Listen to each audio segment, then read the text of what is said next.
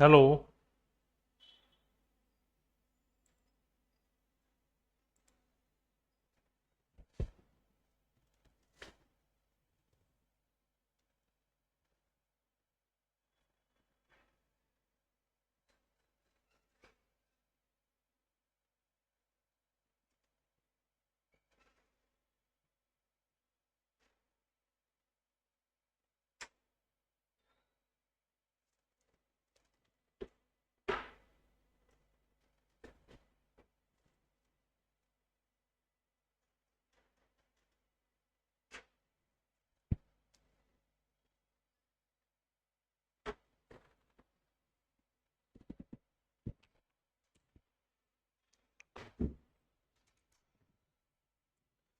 एक ओंकार स्वागत है ਤੁਹਾਡਾ ਸਾਰਿਆਂ ਦਾ ਪੰਜਾਬ ਸਕੂਲ ਲਾਇਬ੍ਰੇਰੀ ਰੀਸਟੋਰਰ ਦੀ ਅੱਜ ਦੀ ਆਪਣੀ ਇਸ ਕਲਾਸ ਦੇ ਵਿੱਚ ਕਿ ਮੇਰੀ ਆਵਾਜ਼ ਸਾਰਿਆਂ ਨੂੰ ਠੀਕ ਸੁਣਾਈ ਦੇ ਰਹੀ ਹੈ ਔਰ ਡਿਸਪਲੇ ਤੁਹਾਡੇ ਸਾਹਮਣੇ ਪ੍ਰੋਪਰ ਦਿਖਾਈ ਦੇ ਰਹੀ ਹੈ ਤਾਂ ਇੱਕ ਵਾਰ ਚੈਟ ਦੇ ਵਿੱਚ ਯੈਸ ਸਰ ਲਿਖ ਦਿਓ। ਚੈਟ ਵਾਲੀ ਆਪਸ਼ਨ ਜਿੰਨੇ ਵੀ ਬੱਚੇ ਲਾਈਵ ਹੈ good evening Manpreet good evening. ਅੱਜ ਆਪਾਂ ਯੈਸ ਸਰ ਚਲੋ ਜੀ ਹੁਣ ਆਪਾਂ ਜ਼ਿਆਦਾ ਸਮਾਂ ਨਾ ਲੈਂਦੇ ਹੋਏ ਸਵਾਗਤ ਹੈ ਤੁਹਾਡਾ ਸਾਰਿਆਂ ਦਾ ਤੁਹਾਡੇ ਆਪਣੇ ਐਪਲੀਕੇਸ਼ਨ ਦੀ ਆਪਣੀ ਕਲਾਸ ਹੈ ਔਰ ਇਹ ਆਪਣੇ ਪੰਜਾਬ ਸਕੂਲ ਲਾਇਬ੍ਰੇਰੀ ਦਾ ਸਿਲੇਬਸ ਆਇਆ ਹੋਇਆ ਹੈ ਉਹਦਾ ਸੈਕੰਡ ਸੈਕਸ਼ਨ ਹੈ ਸੈਕੰਡ ਪਾर्ट है और उस आपां हुण जो पढ़ांगे वो सब अपने सिलेबस के अकॉर्डिंग पढ़ांगे लगभग 2 तो लैके 2.5 महीने दे विच मैं तुहाडा complete syllabus with theory and MCQs करवाऊंगा। जेकर तुहाडे नाल कोई होर भी बच्चा है जिहड़ा ऐड है तुहानूं पता है तुहानूं कॉल करके एक बार लाइव जरूर करवा दिओ। इंटरैक्टिव सैशनस बहुत अच्छे रहिंदे ठीक है। तो आपां ज़्यादा समा ना लैंदे होए आपां अज दी अपनी क्लास नूं शुरू करदे हां और अज दी अपनी क्लास का टॉपिक रहेगा जी पंजाब स्कूल लाइब्रेरी रीस्टोरर दे विच अपना different sections of the libraries ये अपनी डेमो क्लास रहेगी तुहाडे लई ठीक है जी।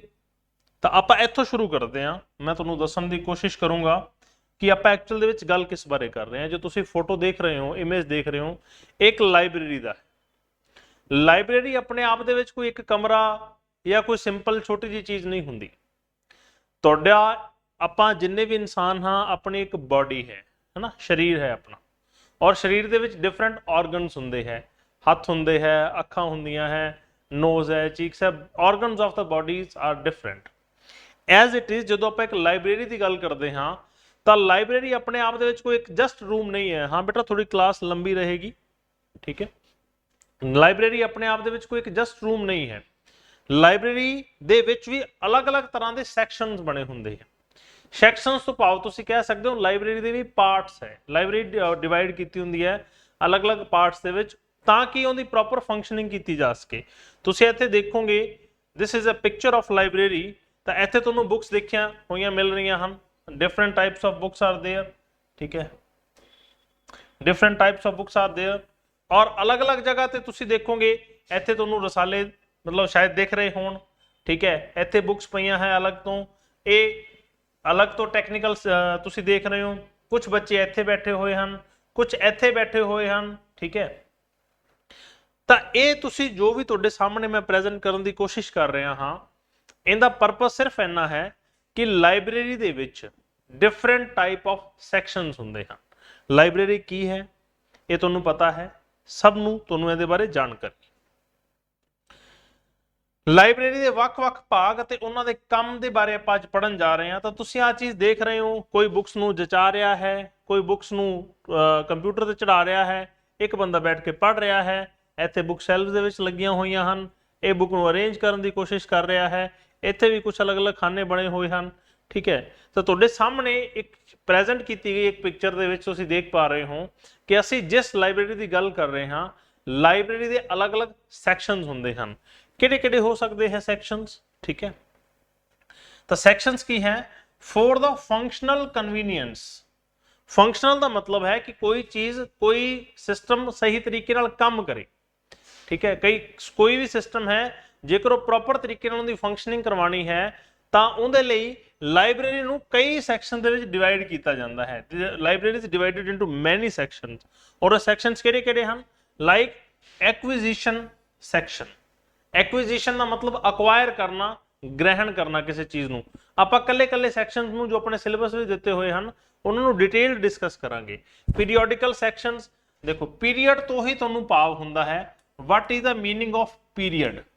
ਪੀਰੀਅਡ ਦਾ ਮਤਲਬ ਹੁੰਦਾ ਹੈ ਇੱਕ ਨਿਸ਼ਚਿਤ ਸਮਾਂ, ਠੀਕ ਹੈ, ਇੱਕ ਨਿਸ਼ਚਿਤ ਸਮਾਂ। ਉਹ ਕਿੰਨੀ ਵੀ ਦੇਰ ਦਾ ਹੋ ਸਕਦਾ ਹੈ। ਤੁਸੀਂ ਜਦੋਂ ਕਲਾਸਰੂਮ ਸਕੂਲ ਦੇ ਵਿੱਚ ਪੜ੍ਹਦੇ ਹੁੰਦੇ ਸੀ ਤਾਂ ਤੁਸੀਂ ਦੇਖਦੇ ਹੁੰਦੇ ਸੀ ਕਿ ਪ੍ਰੇਅਰ 20 ਮਿੰਟ ਦੀ ਹੈ, ਪਹਿਲਾ ਪੀਰੀਅਡ 40 ਮਿੰਟ ਦਾ ਹੈ, ਦੂਸਰਾ ਪੀਰੀਅਡ 40 ਮਿੰਟ ਦਾ ਹੈ। ਤੁਸੀਂ ਆਪਣੇ ਆਪ ਬੋਲਦੇ ਹੁੰਦੇ ਸੀ ਨਾ ਕਿ ਫਸਟ ਪੀਰੀਅਡ ਹੈ ਜੀ, ਸੈਕਿੰਡ ਪੀਰੀਅਡ ਹੈ ਜੀ, ਥਰਡ ਪੀਰੀਅਡ ਹੈ ਜੀ।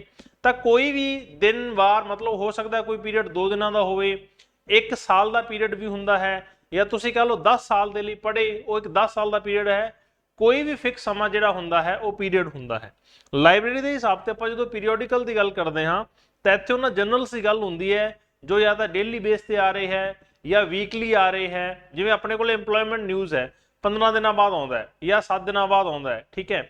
ਤਾਂ ਉਹ ਹੁੰਦਾ ਇੱਕ ਪੀਰੀਅਡ ਹੈ, ਪੀਰੀਓਡਿਕਲਸ ਦੀ ਜਾਣਕਾਰੀ ਹੈ। ਟੈਕਨੀਕਲ ਸੈਕਸ਼ਨ ਹੈ ਜਿੱਥੇ ਤੁਸੀਂ ਦੇਖਦੇ ਹੋ ਕਿ ਬੁੱਕਸ ਨੂੰ ਪਹਿਲਾਂ ਕਲਾਸੀਫਾਈ ਕੀਤਾ ਜਾਂਦਾ ਹੈ, ਕੈਟਾਲੌਗਿੰਗ ਕੀਤੀ ਜਾਂਦੀ ਹੈ। ਰੈਫਰੈਂਸ ਸੈਕਸ਼ਨ ਹੈ, ਸਰਕੂਲੇਸ਼ਨ ਐਂਡ ਮੇਨਟੇਨੈਂਸ ਹੈ। ਬੁੱਕਸ ਆਪਣੇ ਕੋਲੇ ਲਾਇਬ੍ਰੇਰੀ ਦੇ ਵਿੱਚ ਆ ਗਈ ਹੈ, ਹੁਣ ਬੁੱਕ ਦਾ ਸਰਕੂਲੇਟ ਹੋਣਾ ਵੀ ਜ਼ਰੂਰੀ ਹੈ, ਔਰ ਬੁੱਕ ਜਦੋਂ ਸਰਕੂਲੇਟ ਹੋ ਰਹੀ ਹੈ ਤਾਂ ਉਹਦੀ ਮੇਨਟੇਨੈਂਸ ਵੀ ਜ਼ਰੂਰੀ ਹੈ, ਦੇਖਭਾਲ ਵੀ ਜ਼ਰੂਰੀ ਹੈ। ਤਾਂ ਇਹ ਸਾਰੀਆਂ ਚੀਜ਼ਾਂ ਜੋ ਆਪਾਂ ਅੱਜ ਪੜ੍ਹਨ ਦੀ ਕੋਸ਼ਿਸ਼ ਕਰ ਰਹੇ ਹਾਂ ਇਹ ਸਾਰੀਆਂ ਲਾਇਬ੍ਰੇਰੀ ਦੇ ਸੈਕਸ਼ਨਸ ਹਨ, ਠੀਕ ਹੈ। ਸਮਝ ਲੱਗ ਰਹੀ ਹੈ ਤਾਂ ਇੱਕ ਵਾਰੀ ਯੈਸ ਸਰ ਲਿਖ ਦਿਓ ਬਸ, ਠੀਕ ਹੈ। ਕੋਈ ਵੀ ਕੁਐਸਚਨ ਹੋਵੇ ਤੁਸੀਂ ਪੁੱਛ ਸਕਦੇ ਹੋ, ਕੋਈ ਦਿੱਕਤ ਪਰੇਸ਼ਾਨੀ ਵਾਲੀ ਗੱਲ ਨਹੀਂ।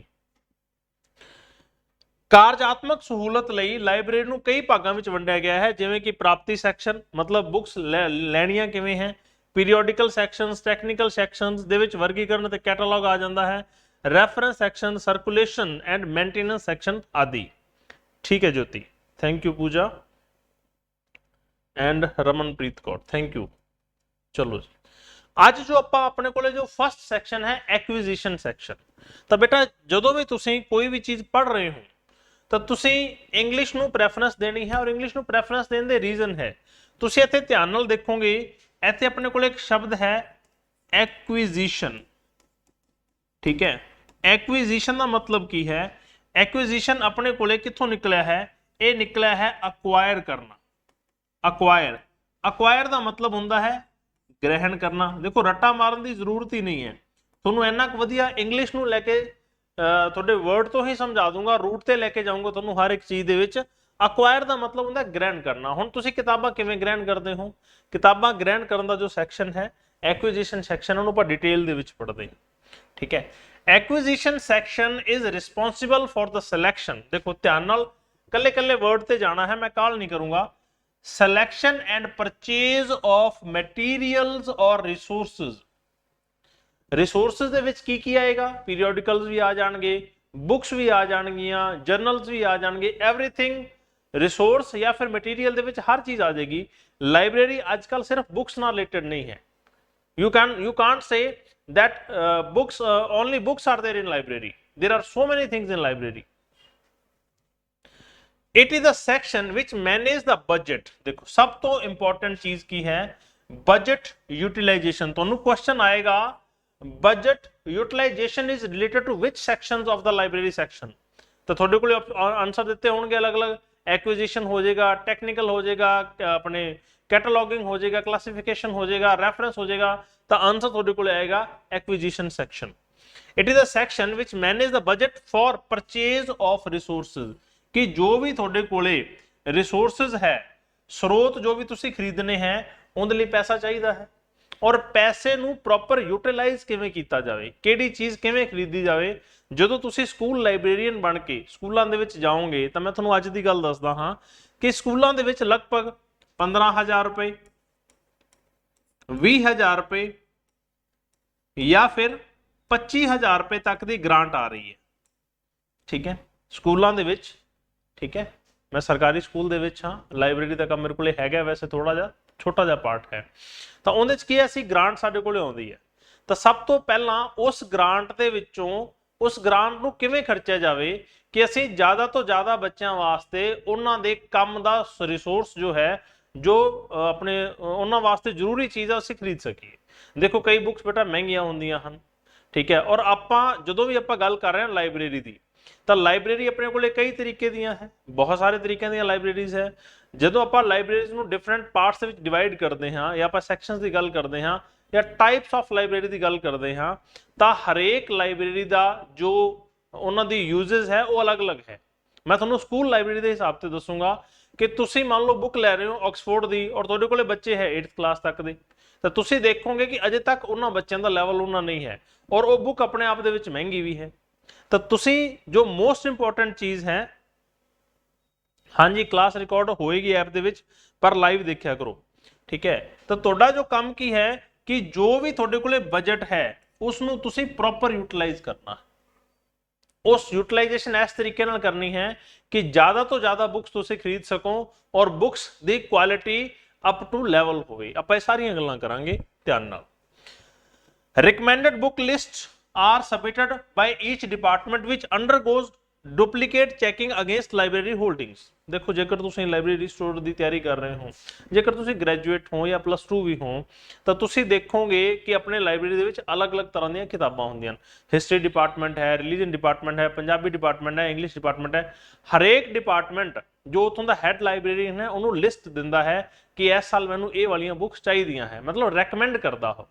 ਰეკਮੈਂਡੇਸ਼ਨ ਤੋਂ ਬਾਅਦ ਉਹ ਚੈਕਿੰਗ ਵਾਸਤੇ ਜਾਂਦੀਆਂ ਹਨ, ਔਰ ਇਹ ਵੀ ਦੇਖਿਆ ਜਾਂਦਾ ਹੈ ਕਿ ਕੀ ਇਹਨਾਂ ਦੇ ਵਿੱਚੋਂ ਕੋਈ ਕਿਤਾਬ ਪਹਿਲਾਂ ਤਾਂ ਅਵੇਲੇਬਲ ਨਹੀਂ ਹੈ, ਔਰ ਜੇਕਰ ਹੈ ਤਾਂ ਉਹਨੂੰ ਕੱਟ ਦਿੱਤਾ ਜਾਂਦਾ ਹੈ, ਔਰ ਬਾਕੀ ਜੋ ਹੈ ਉਹਨੂੰ ਪਲੇਸ ਕੀਤਾ ਜਾਂਦਾ ਹੈ meeting of standing committee for book selection, ਤਾਂ ਕਿ ਜੋ ਉਹਨਾਂ ਦੀ ਫਾਈਨਲ ਮੀਟਿੰਗ ਹੁੰਦੀ ਹੈ ਬੁੱਕ ਸਿਲੈਕਸ਼ਨ ਦੇ ਲਈ, ਉੱਥੇ ਉਹ ਲਿਸਟ ਉਹਨਾਂ ਦੇ ਟੇਬਲ ਦੇ ਅੱਗੇ ਰੱਖ ਦਿੱਤੀ ਜਾਂਦੀ ਹੈ। ਮਤਲਬ ਜੋ ਵੀ ਇੱਕ ਕਮੇਟੀ ਬਣਦੀ ਹੈ ਨਾ, ਕਿ ਮੰਨ ਲਓ ਇੱਕ ਸਕੂਲ ਦੇ ਵਿੱਚ ਕੋਈ ਗ੍ਰਾਂਟ ਆਈ ਹੈ, ਤਾਂ ਉੱਥੇ 2 ਜਾਂ 3 ਟੀਚਰਸ, ਇੱਕ ਤਾਂ ਜੋ ਲਾਇਬ੍ਰੇਰੀ ਦਾ ਡਿਪਾਰਟਮੈਂਟ ਸੰਭਾਲਦਾ ਹੈ, ਲਾਇਬ੍ਰੇਰੀਅਨ ਹੋ ਸਕਦਾ ਹੈ, ਅੱਜ ਕੱਲ ਲਾਇਬ੍ਰੇਰੀਅਨ ਜ਼ਿਆਦਾ ਨਹੀਂ ਹਨ, ਤਾਂ ਉਹ ਕੋਈ ਵੀ ਅਧਿਆਪਕ ਨੂੰ ਚਾਰਜ ਦਿੱਤਾ ਹੁੰਦਾ ਹੈ, ਉਹਦੇ ਨਾਲ 2 ਜਾਂ 3 ਟੀਚਰ ਲਗਾ ਕੇ ਉਹਨਾਂ ਦੀ ਕਮੇਟੀ ਬਣਾ ਦਿੱਤੀ ਜਾਂਦੀ ਹੈ।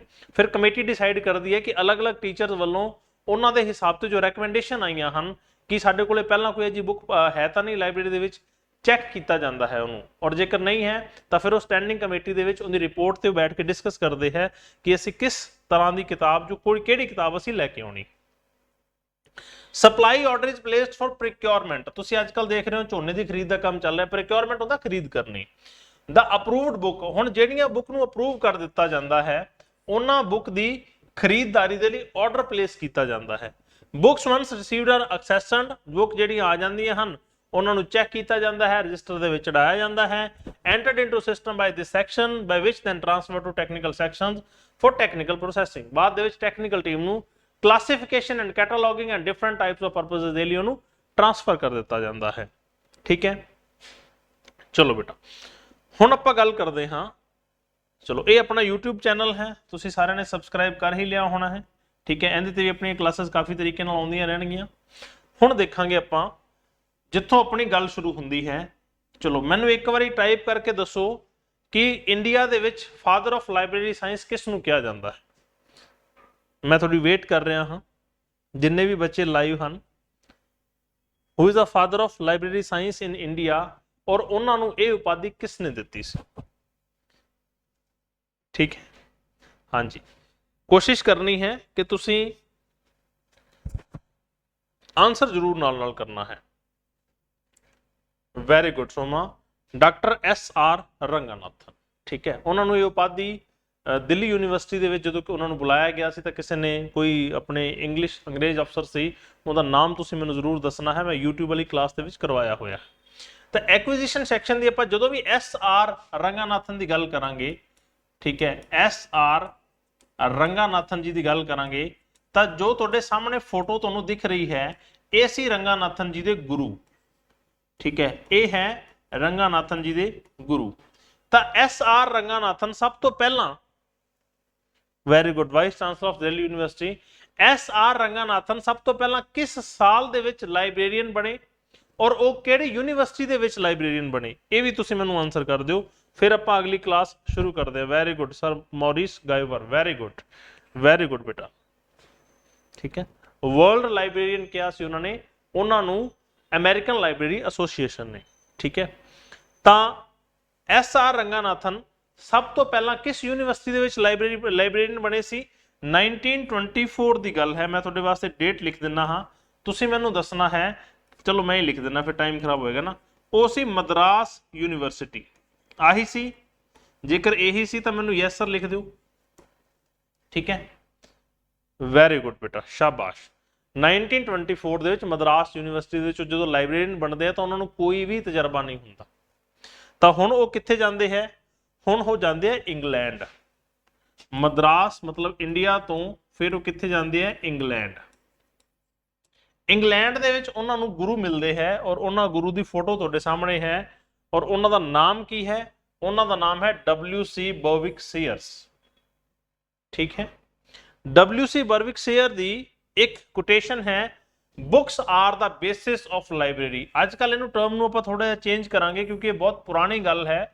ਅੱਜ ਕੱਲ ਆਪਾਂ ਇਹਨੂੰ ਕਹਿ ਸਕਦੇ ਹਾਂ resources. Resources are the basis of library. ਕਿ ਬੁੱਕਸ ਲਾਇਬ੍ਰੇਰੀ, ਹਾਂਜੀ ਵੈਰੀ ਗੁੱਡ ਪੂਜਾ, ਲਾਇਬ੍ਰੇਰੀ ਦਾ ਜੋ ਬੇਸਿਸ ਕੀ ਹੈ? ਉਹ ਬੁੱਕਸ ਹੈ। ਜੇਕਰ ਬੁੱਕਸ ਹੀ ਨਹੀਂ ਹਨ ਤਾਂ ਉਹਨੂੰ ਆਪਾਂ ਲਾਇਬ੍ਰੇਰੀ ਮੰਨ ਹੀ ਨਹੀਂ ਸਕਦੇ। No library can be conceptualized without proper reading material।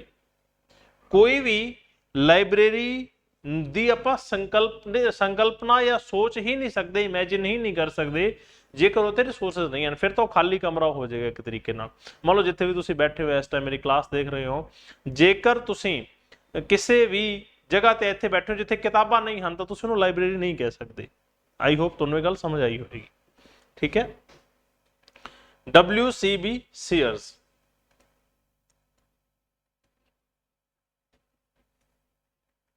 ਤਾਂ ਹੁਣ ਜਿਹੜੀ ਆਪਾਂ ਐਕੁਜੀਸ਼ਨ ਸੈਕਸ਼ਨ ਦੀ ਗੱਲ ਕਰ ਰਹੇ ਹਾਂ, ਇਸ ਐਕੁਜੀਸ਼ਨ ਸੈਕਸ਼ਨ ਦਾ ਕੰਮ ਕੀ ਹੈ? The work of this section is to select books। ਹੁਣ ਇਹ ਤੁਸੀਂ ਵਰਕ ਨੂੰ ਧਿਆਨ ਨਾਲ ਸਮਝ ਲੈਣਾ ਬੇਟਾ, ਮੋਸਟ ਇੰਪੋਰਟੈਂਟ ਹੈ ਤੁਹਾਡੇ ਵਾਸਤੇ। is to select books and orders and acquire them। ਸਭ ਤੋਂ ਪਹਿਲਾਂ ਤੁਸੀਂ ਇਨ ਸ਼ਾਰਟ ਦੇਖੋ ਕਿ ਤੁਸੀਂ ਬੁੱਕ ਨੂੰ ਕੀ ਕਰਦੇ ਹੋ?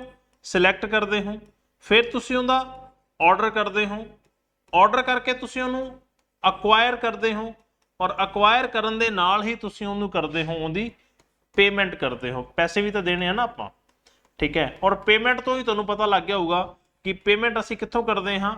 ਜੋ ਸਾਡੇ ਕੋਲੇ ਬਜਟ ਅਵੇਲੇਬਲ ਹੁੰਦਾ ਹੈ ਅਸੀਂ ਉੱਥੋਂ ਪੇਮੈਂਟ ਕਰਦੇ, ਠੀਕ ਹੈ। Keeping in view the financial resources of the library. Main ਗੱਲ ਹੈ ਬੇਟੇ, ਬਹੁਤ ਜ਼ਰੂਰੀ ਗੱਲ ਹੈ ਕਿ ਤੁਸੀਂ ਤੁਸੀਂ ਜੋ ਬੁੱਕ ਖਰੀਦੋਗੇ, ਬੁੱਕ ਖਰੀਦਣ ਵਾਸਤੇ ਤੁਹਾਡੇ ਕੋਲੇ ਬਜਟ ਵੀ ਤਾਂ ਹੋਣਾ ਚਾਹੀਦਾ ਹੈ ਨਾ। ਔਰ ਉਸ ਬਜਟ ਦੇ ਵਿੱਚ ਤੁਸੀਂ ਜ਼ਿਆਦਾ ਤੋਂ ਜ਼ਿਆਦਾ ਬੱਚਿਆਂ ਦੀ, ਜ਼ਿਆਦਾ ਤੋਂ ਜ਼ਿਆਦਾ ਲੋਕਾਂ ਦੀ ਡਿਮਾਂਡਸ ਪੂਰੀ ਕਰਨ ਦੀ ਕੋਸ਼ਿਸ਼ ਕਰਨੀ ਹੈ according to the purpose of the library and the need of the readers. ਦੋ ਚੀਜ਼ਾਂ ਹੈ ਦੇਖੋ ਇੱਥੇ, ਪਰਪਸ ਆਫ ਦਾ ਲਾਇਬ੍ਰੇਰੀ ਕਿ ਲਾਇਬ੍ਰੇਰੀ ਜਿਸ ਕੰਮ ਵਾਸਤੇ ਬਣੀ ਹੈ ਉਹਦੀਆਂ ਉਸ ਜੋ ਉਹਦੇ ਰੀਡਰਸ ਹੈ ਉਹਨਾਂ ਦੀ ਜ਼ਰੂਰਤ ਪੂਰੀ ਹੁੰਦੀ ਹੋਵੇ, ਠੀਕ ਹੈ। ਕਿਉਂਕਿ ਬੁੱਕਸ ਜਾਂ ਜੋ ਵੀ ਰਿਸੋਰਸਸ ਹੈ ਸਾਡੇ ਕੋਲੇ ਉਹ ਅਸੀਂ ਸਿਰਫ ਦਿਖਾਵੇ ਲਈ ਨਹੀਂ ਖਰੀਦਨੇ, ਜ਼ਰੂਰਤ ਵੀ ਤਾਂ ਪੂਰੀ ਕਰਨ ਨਾ ਉਸ ਚੀਜ਼ ਨੂੰ, ਠੀਕ ਹੈ। ਤਾਂ ਇਸ ਸੈਕਸ਼ਨ ਦਾ ਕੰਮ ਲਾਇਬ੍ਰੇਰੀ ਦੇ ਮੰਤਵ ਅਤੇ ਪਾਠਕਾਂ ਦੀ ਲੋੜ ਅਨੁਸਾਰ ਲਾਇਬ੍ਰੇਰੀ ਦੇ ਵਿੱਤੀ ਸਰੋਤਾਂ ਨੂੰ ਧਿਆਨ ਵਿੱਚ ਰੱਖਦੇ ਹੋਏ ਕਿਤਾਬਾਂ ਅਤੇ ਆਦੇਸ਼ਾਂ ਦੀ ਚੋਣ ਕਰਨਾ ਅਤੇ ਉਹਨਾਂ ਨੂੰ ਪ੍ਰਾਪਤ ਕਰਨਾ ਹੈ, ਠੀਕ ਹੈ ਜੀ। ਹੁਣ ਆਪਾਂ ਗੱਲ ਕਰਾਂਗੇ main functions of this sections. ਹੁਣ ਮੈਂ ਤੁਹਾਨੂੰ ਦੱਸੂਗਾ ਬੇਟਾ ਜੀ ਸੀਕੁਐਂਸ ਇਨ ਡਿਟੇਲ। ਮੈਂ ਤੁਹਾਨੂੰ ਕੰਪਲੀਟ ਸੀਕੁਐਂਸ ਦੱਸੂਗਾ ਕਿ ਜੋ ਆਪਾਂ ਬੁੱਕਸ ਖਰੀਦਣੀਆਂ ਹਨ ਉਹ ਸੀਕੁਐਂਸ ਕੀ ਹੈ। ਧਿਆਨ ਨਾਲ ਦੇਖਦੇ ਜਾਈਓ, ਸਮਝਦੇ ਜਾਈਓ। ਫਸਟ ਹੈ ਸਿਲੈਕਟਿੰਗ ਨੈਸੈਸਰੀ ਐਂਡ ਯੂਜ਼ਫੁਲ ਮਟੀਰੀਅਲ। ਦੇਖੋ ਇੱਕ ਰਫ ਜਿਹਾ ਵਰਕ ਕੀਤਾ ਜਾਂਦਾ ਹੈ, ਮਤਲਬ ਇੱਕ ਆਈਡੀਆ ਲਗਾਇਆ ਜਾਂਦਾ ਹੈ ਕਿ ਸਿਲੈਕਟ ਕਰਨਾ ਹੈ ਅਸੀਂ ਨੈਸੈਸਰੀ, ਜ਼ਰੂਰੀ ਅਤੇ ਉਪਯੋਗੀ ਮਟੀਰੀਅਲ। ਮਟੀਰੀਅਲ ਕਿਹੜਾ ਹੋਊਗਾ? ਜਾਂ ਤਾਂ ਬੁੱਕਸ ਹੋਣਗੀਆਂ ਜਾਂ ਰਿਸੋਰਸਸ ਹੋਣਗੇ, ਡਾਕੂਮੈਂਟਸ ਹੋਣਗੇ। ਅੱਜ ਦੇ ਟਾਈਮ ਦੇ ਵਿੱਚ ਉਹ ਕੁਝ ਵੀ ਹੋ ਸਕਦਾ ਹੈ। Getting study material approved. ਹੁਣ ਉਸ ਸਟੱਡੀ ਮਟੀਰੀਅਲ ਦੀ ਅਪਰੂਵਡ ਵੀ ਲੈਣਾ ਹੈ। ਅਪਰੂਵ ਕਿੱਥੋਂ ਕਰਾਵਾਂਗੇ? ਜੋ ਆਪਣੇ ਕੋਲੇ ਕਮੇਟੀ ਬਣੀ ਹੈ ਉਸ ਤੋਂ ਆਪਾਂ ਅਪਰੂਵ ਕਰਵਾਵਾਂਗੇ। By matching the selected study material with the list and other records see that unwanted duplication does not occurs। unwanted duplication ਦਾ ਮਤਲਬ ਹੈ ਕਿ ਕੀ ਉਹੋ ਜੀ ਸੇਮ ਕਿਤਾਬ ਜੇਕਰ ਉਹਦੀ ਜ਼ਰੂਰਤ ਨਹੀਂ ਹੈ ਤਾਂ ਕਿ ਉਹ ਦੁਬਾਰਾ ਤਾਂ ਨਹੀਂ ਆ ਰਹੀ ਲਾਇਬ੍ਰੇਰੀ ਦੇ ਵਿੱਚ। ਫੋਰ ਐਗਜ਼ਾਮਪਲ ਤੁਸੀਂ ਮੰਨ ਲਓ ਭਾਰਤੀ ਇਤਿਹਾਸ ਦੀ ਕੋਈ ਵੀ ਕਿਤਾਬ ਖਰੀਦ ਰੱਖੀ ਹੈ, ਤੁਹਾਡੀ ਲਾਇਬ੍ਰੇਰੀ ਦੇ ਵਿੱਚ ਆਲਰੇਡੀ ਹੈ, ਔਰ ਉਹ ਜਿੰਨੇ ਕੁ ਬੱਚਿਆਂ ਨੂੰ ਚਾਹੀਦੀ ਹੈ ਤੁਹਾਡੇ ਕੋਲ ਉਹਨਾਂ ਦੀ ਗਿਣਤੀ ਵੀ ਬਹੁਤ ਘੱਟ ਹੈ। ਕਦੇ ਕਦੇ ਸਾਨੂੰ ਗਿਣਤੀ ਬਹੁਤ ਜ਼ਿਆਦਾ ਚਾਹੀਦੀ ਹੁੰਦੀ ਹੈ। ਮੰਨ ਲਓ ਗਿਣਤੀ ਘੱਟ ਹੈ, ਕੋਈ ਇੱਕ ਬੱਚਾ ਲੈਣ ਆਉਂਦਾ ਹੈ, ਉਹ ਵਾਪਸ ਦੇ ਜਾਂਦਾ, ਇਹਨਾਂ ਨੂੰ ਕੋਈ ਦੂਸਰਾ ਮੰਗਦਾ ਹੈ, ਜਾਂ ਕਹਿ ਲਓ ਤੁਹਾਡੇ ਕੋਲ ਉਸ ਦੀਆਂ ਆਲਰੇਡੀ 2 ਹੈ, ਮਤਲਬ ਪੇਅਰ ਬੁੱਕ ਦਾ ਹੈ, ਇੱਕ ਬੁੱਕ ਕੋਈ ਲੈ ਕੇ ਜਾਂਦਾ ਹੈ ਤਾਂ ਇੱਕ ਤੁਹਾਡੇ ਕੋਲੇ ਲਾਇਬ੍ਰੇਰੀ ਦੇ ਵਿੱਚ ਪਈ ਰਹਿੰਦੀ ਹੈ। ਹੁਣ ਜੇਕਰ ਤੁਸੀਂ ਉਹਦੇ ਨਾਲ ਦੀਆਂ 10 ਬੁੱਕ ਹੋਰ ਮੰਗਵਾ ਲਓ ਤਾਂ ਫਿਰ ਤੁਹਾਡਾ ਰਿਸੋਰਸਿਸ ਖਰਾਬ ਹੋਏ, ਕਿਉਂਕਿ ਉਹ ਬੁੱਕ ਤਾਂ ਆਲਰੇਡੀ ਪਈ ਰਹਿੰਦੀ ਹੈ। ਤਾਂ ਅਸੀਂ ਇਹ ਦੇਖਣਾ ਹੈ ਕਿ ਸਾਡੇ ਕੋਲੇ ਅਨਵਾਂਟਡ ਡੁਪਲੀਕੇਸ਼ਨ ਤਾਂ ਨਹੀਂ ਹੋ ਰਿਹਾ। ਠੀਕ ਹੈ, ਜ਼ਰੂਰ ਮੈਚ ਕਰ ਲੈਣਾ ਹੈ, ਮੈਚ ਕਰਨਾ ਹੈ ਕਿ ਸਾਡੇ ਕੋਲੇ ਜੋ ਅਸੀਂ ਸਿਲੈਕਟ ਕੀਤਾ ਹੈ ਕਿਤੇ ਉਹਦੇ ਨਾਲ ਦੀ ਜਾਂ ਐਜ਼ ਇਟ ਕੋਈ ਚੀਜ਼ ਪਹਿਲਾਂ ਤਾਂ ਅਵੇਲੇਬਲ ਨਹੀਂ ਹੈ। ਠੀਕ ਹੈ, ਟੂ ਅਪਾਇੰਟ ਵੈਂਡਰਸ ਵੈਸੇ ਤਾਂ ਹੁੰਦੇ ਹੈ, ਤੁਸੀਂ ਕਦੇ ਵੀ ਸਟਰੀਟ ਹੌਕਰ ਦੇਖਦੇ ਹੋ ਨਾ, ਗਲੀ ਗਲੀ ਦੇ ਵਿੱਚ ਕੁਲਫੀ ਵਾਲੇ ਫਿਰਦੇ ਹੁੰਦੇ ਹੈ, ਜਾਂ ਫਿਰ ਤੁਸੀਂ ਦੇਖਦੇ ਹੋ ਕੋਈ ਸਾਈਡ ਤੇ ਅੱਜ ਕੱਲ ਤਾਂ ਉਹ ਛੋਟੇ ਹਾਥੀ ਦੇ ਉੱਪਰ ਉਹਨਾਂ ਨੇ ਮਸ਼ੀਨਾਂ ਜਿਹੀਆਂ ਬਣਾਈਆਂ ਹੁੰਦੀਆਂ ਨੇ, ਕੋਈ 버ਗਰ ਵੇਚ ਰਿਹਾ, ਕੋਈ ਕੁਲਚੇ ਵੇਚ ਰਿਹਾ, ਕੋਈ ਆਪਣੇ ਮਿਲਕ ਬਦਾਮ ਵੇਚ ਰਿਹਾ, ਉਹ ਵੈਂਡਰਸ ਹੁੰਦੇ ਹੈ ਜਿਹੜੇ ਵੇਚਦੇ ਹੈ। ਠੀਕ ਹੈ, ਵੈਂਡਰਸ ਹੁੰਦੇ ਚੀਜ਼ਾਂ ਨੂੰ ਵੇਚਣ ਵਾਲੇ। ਹੁਣ ਇੱਥੇ ਤੁਸੀਂ ਕੀ ਕਰੋਗੇ, ਤੁਸੀਂ ਵੈਂਡਰ ਅਪਾਇੰਟ ਕਰੋਗੇ, ਔਰ ਵੈਂਡਰ ਅਪਾਇੰਟ ਕਰਨ ਵਾਸਤੇ 2-3 ਚੀਜ਼ਾਂ ਜ਼ਰੂਰੀ ਹੁੰਦੀਆਂ ਹਨ। For providing study material, enter into agreement with them all terms and conditions, fixed discount and exchange rate for foreign books। Vendor ਦੇ ਕੋਲੇ ਜੋ ਤੁਸੀਂ ਜਾਓਗੇ, ਕਿਉਂਕਿ ਐਕੁਜੀਸ਼ਨ ਸੈਕਸ਼ਨ ਦਾ ਮੇਨ ਕੰਮ ਹੁੰਦਾ ਹੈ ਕਿ ਜੋ ਉਹਦੇ ਕੋਲੇ ਫਾਈਨੈਂਸ ਹੈ, ਜੋ ਉਹਦੇ ਕੋਲੇ ਪੈਸਾ ਹੈ, ਜੋ ਉਹਦੇ ਕੋਲੇ ਬਜਟ ਹੈ, ਉਸ ਬਜਟ ਦੀ ਵੱਧ ਤੋਂ ਵੱਧ ਵਰਤੋਂ ਕਿਵੇਂ ਕਰਿਓ। ਠੀਕ ਹੈ, ਔਰ ਉਸ ਬਜਟ ਦੀ ਵੱਧ ਤੋਂ ਵੱਧ ਵਰਤੋਂ ਕਰਨ ਦੇ ਲਈ ਉਹਨੂੰ ਸਭ ਤੋਂ ਪਹਿਲਾਂ ਵੈਂਡਰ ਦੇਖਣੇ ਪੈਂਦੇ ਹੈ, ਔਰ ਉਹਨਾਂ ਦੇ ਨਾਲ ਸਾਰੀਆਂ ਸ਼ਰਤਾਂ ਕਰਨੀਆਂ ਪੈਂਦੀਆਂ ਹਨ, ਕੰਡੀਸ਼ਨ, ਡਿਸਕਾਊਂਟ ਫਿਕਸ ਕਰਨੇ ਪੈਂਦੇ ਹਨ। ਔਰ ਡਿਸਕਾਊਂਟ ਦਾ ਮਤਲਬ ਕੀ ਹੈ ਕਿ ਜਿਹੜਾ ਵੈਂਡਰ ਸਾਨੂੰ ਵੱਧ ਤੋਂ ਵੱਧ ਡਿਸਕਾਊਂਟ ਦੇਗਾ ਅਸੀਂ ਉਹਦੇ ਕੋਲੋਂ ਬੁੱਕਸ ਖਰੀਦਾਂਗੇ। ਵੱਧ ਤੋਂ ਵੱਧ ਡਿਸਕਾਊਂਟ ਦਾ ਮਤਲਬ ਸਾਫ਼ ਹੈ ਕਿ ਸਾਡੇ ਕੋਲ ਮਟੀਰੀਅਲ ਜ਼ਿਆਦਾ ਆਏਗਾ। ਠੀਕ ਹੈ, ਕੁਆਲਿਟੀ ਅੱਛੀ ਆਏਗੀ। ਅਧਿਐਨ ਸਮੱਗਰੀ ਪ੍ਰਦਾਨ ਕਰਨ ਲਈ ਵਿਕਰੇਤਾਵਾਂ ਨੂੰ ਨਿਯੁਕਤ ਕਰਨਾ, to appoint standing vendors for placing standing orders. ਹੁਣ ਅਸੀਂ ਉਹਨੂੰ ਫਾਈਨਲਾਈਜ਼ ਕਰਾਂਗੇ ਵੈਂਡਰ ਨੂੰ, ਔਰ ਆਰਡਰ ਕਰਾਂਗੇ for books published in set and to fix terms and conditions with them। ਅਸੀਂ ਜਦੋਂ ਕਿਸੇ ਨੂੰ ਫਾਈਨਲ ਕਰ ਰਹੇ ਹਾਂ ਤਾਂ ਅਸੀਂ ਉਹਦੇ ਨਾਲ ਹਰ ਚੀਜ਼ ਦਾ ਐਗਰੀਮੈਂਟ ਕਰ ਲਵਾਂਗੇ, ਕੋਸ਼ਿਸ਼ ਹੁੰਦੀ ਹੈ ਕਿ ਐਗਰੀਮੈਂਟ ਕੀਤਾ ਜਾਵੇ। sending purchase order to selected text material to appropriate book seller। ਹੁਣ ਜਿਹੜਾ ਵੀ ਅਸੀਂ ਸਿਲੈਕਟ ਕੀਤਾ ਹੈ, ਅਪਾਇੰਟ ਕੀਤਾ ਹੈ, ਅਸੀਂ ਉਹਨੂੰ ਪਰਚੇਜ਼ ਆਰਡਰ ਭੇਜਾਂਗੇ। ਮਤਲਬ ਅਸੀਂ ਜੋ ਵੀ ਲਿਸਟ ਬਣਾਈ ਹੋਈ ਹੈ, ਜੋ ਉਸ ਲਾਇਬ੍ਰੇਰੀ ਕਮੇਟੀ ਨੇ ਸਾਨੂੰ ਲਿਸਟ ਅਪਰੂਵ ਕਰ ਦਿੱਤੀ ਕਿ ਹਾਂ ਇਹ ਬੁੱਕਸ ਮੰਗਵਾ ਲਓ, ਇੰਨਾ ਆਪਣੇ ਕੋਲੇ ਬਜਟ ਹੈ, ਤਾਂ ਉਹ ਅਸੀਂ ਸਿਲੈਕਟਡ ਟੈਕਸਟ ਮਟੀਰੀਅਲ ਜਿਹੜਾ ਹੈ ਉਹ ਐਪਰੋਪ੍ਰੀਏਟ ਬੁੱਕ ਸੈਲਰ, ਜਿਹੜੇ ਵੀ ਸਾਡੇ ਕੋਲੇ ਰਿਸੋਰਸ ਸੈਲਰ ਹੋਣਗੇ, ਬੁੱਕ ਸੈਲਰ ਹੋਣਗੇ, ਅਸੀਂ ਉਹਨਾਂ ਕੋਲੇ ਲਿਸਟ ਭੇਜਾਂਗੇ। ਹੁਣ ਜਦੋਂ ਅਸੀਂ ਉਹਨਾਂ ਨੂੰ ਭੇਜਤੀ ਤਾਂ ਹੁਣ ਉਹ ਸਾਨੂੰ ਵਾਪਸ ਕਰਨਗੇ ਸਪਲਾਈ। ਮਤਲਬ ਹੁਣ ਸਾਡੇ ਸਕੂਲ ਦੇ ਵਿੱਚ ਜਾਂ ਸਾਡੀ ਲਾਇਬ੍ਰੇਰੀ ਦੇ ਵਿੱਚ ਬੁੱਕਸ ਬੰਡਲ ਦੇ ਵਿੱਚ ਆ ਜਾਣਗੀਆਂ। ਠੀਕ ਹੈ ਜੀ, ਜਿਵੇਂ ਹੀ ਆਈਆਂ ਤਾਂ ਹੁਣ ਅਸੀਂ ਮੈਚ ਕਰਾਂਗੇ ਉਸ ਪਰਚੇਸ ਸਟੱਡੀ ਮਟੀਰੀਅਲ ਨੂੰ ਜਿਹੜਾ ਅਸੀਂ ਪਰਚੇਜ਼ ਆਰਡਰ ਦਿੱਤਾ ਸੀ। ਵੈਸੇ ਕੋਈ ਲੰਬੀ ਚੌੜੀ ਗੱਲ ਨਹੀਂ ਹੈ, ਜਦੋਂ ਕਿਸੇ ਦੇ ਘਰੇ ਵਿਆਹ ਰੱਖਿਆ ਹੋਵੇ ਜਾਂ ਕੋਈ ਰਾਸ਼ਨ ਲੈਣ ਵੀ ਜਾਂਦਾ ਹੈ ਤਾਂ ਸੇਮ ਚੀਜ਼ਾਂ ਹੁੰਦੀਆਂ ਨਾ, ਅਸੀਂ ਘਰੇ ਪਹਿਲਾਂ ਗੱਲ ਕਰਦੇ ਵੀ ਕਿਹੜੀ ਕਿਹੜੀ ਚੀਜ਼ ਪਈ ਹੈ, ਕਿਤੇ ਵੱਧ ਨਾ ਆ ਜੇ, ਫਿਰ ਅਸੀਂ ਦੁਕਾਨਦਾਰ ਨੂੰ ਲਿਸਟ ਭੇਜ ਦਿੰਨੇ ਹਾਂ, ਫਿਰ ਉਹ ਸਾਡੇ ਘਰੇ ਸਮਾਨ ਭੇਜ ਦਿੰਦਾ ਹੈ, ਫਿਰ ਅਸੀਂ ਮੈਚ ਕਰਦੇ ਹਾਂ ਵੀ ਕੋਈ ਸਮਾਨ ਜ਼ਿਆਦਾ ਤਾਂ ਨਹੀਂ ਆ ਗਿਆ, ਫਿਰ ਅਸੀਂ ਉਹਨੂੰ ਪੇਮੈਂਟ ਕਰਦੇ ਹਾਂ, ਫਿਰ ਸਮਾਨ ਨੂੰ ਚੱਕ ਕੇ ਅਲੱਗ-ਅਲੱਗ ਖਾਨਿਆਂ ਦੇ ਵਿੱਚ ਜਚਾ ਦਿੱਤਾ ਜਾਂਦਾ ਹੈ। ਸਿਸਟਮ ਸੇਮ ਹੀ ਹੈ, ਕੋਈ ਦਿੱਕਤ ਨਹੀਂ ਹੈ, ਜ਼ਿਆਦਾ ਪ੍ਰੋਬਲਮ ਵਾਲੀ ਗੱਲ ਨਹੀਂ ਹੈ, ਸਿਰਫ ਸਮਝਣ ਦੀ ਜ਼ਰੂਰਤ ਹੈ।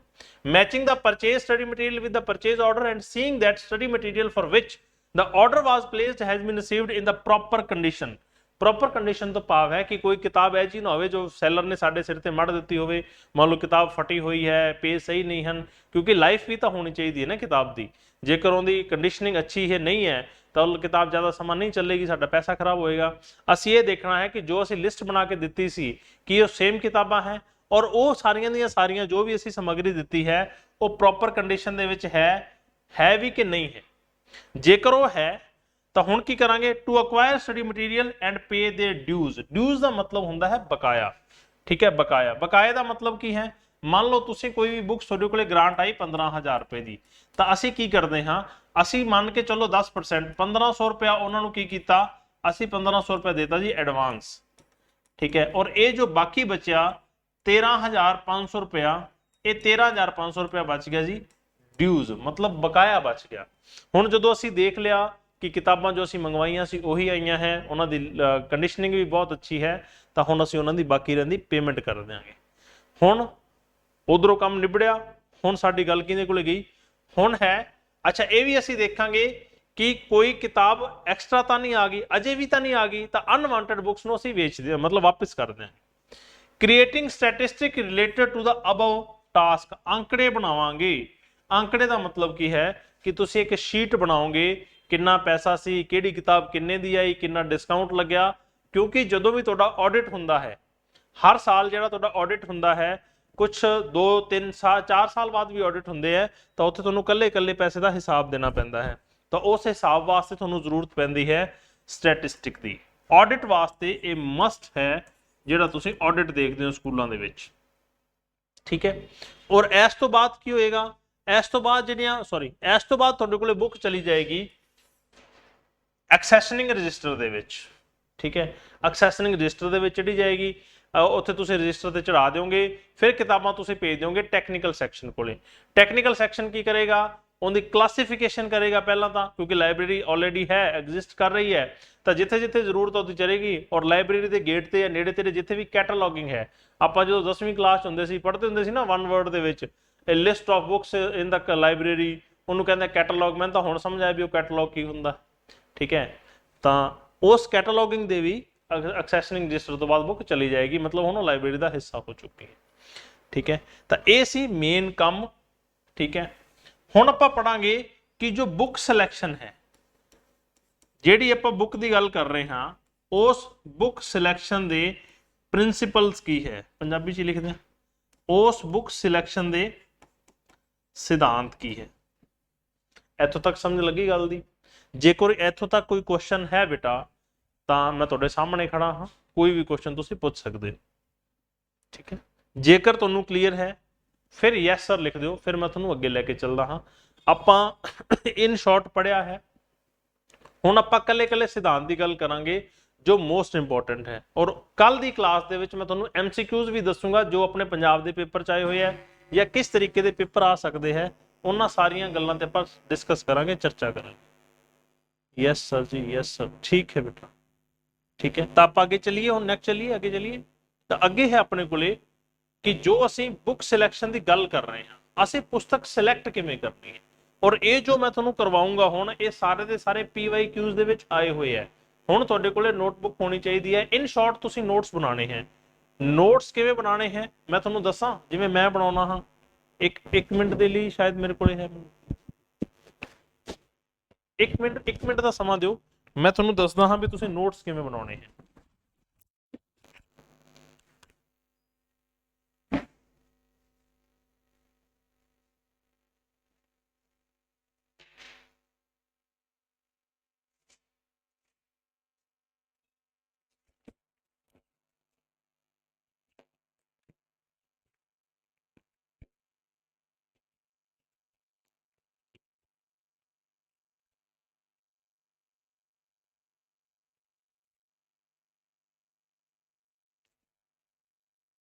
आ देखो, मैं जो पढ़ता हाँ तो मैं नोट्स किवें बनाउणा हाँ। ये मैं लाइब्रेरी मैनेजमेंट बारे पढ़िया। This is my notebook for your notes. जेकर तुहानूं दिखाई दे रहा है तो एक बार मैनूं दस्सिओ। तो हुण जो भी मैं तुहानूं करवाऊंगा, देखो मैं कली चीज़ हैंड रिटन पहला उन्होंने लिखिया, ठीक है, दिख रहा तुहानूं?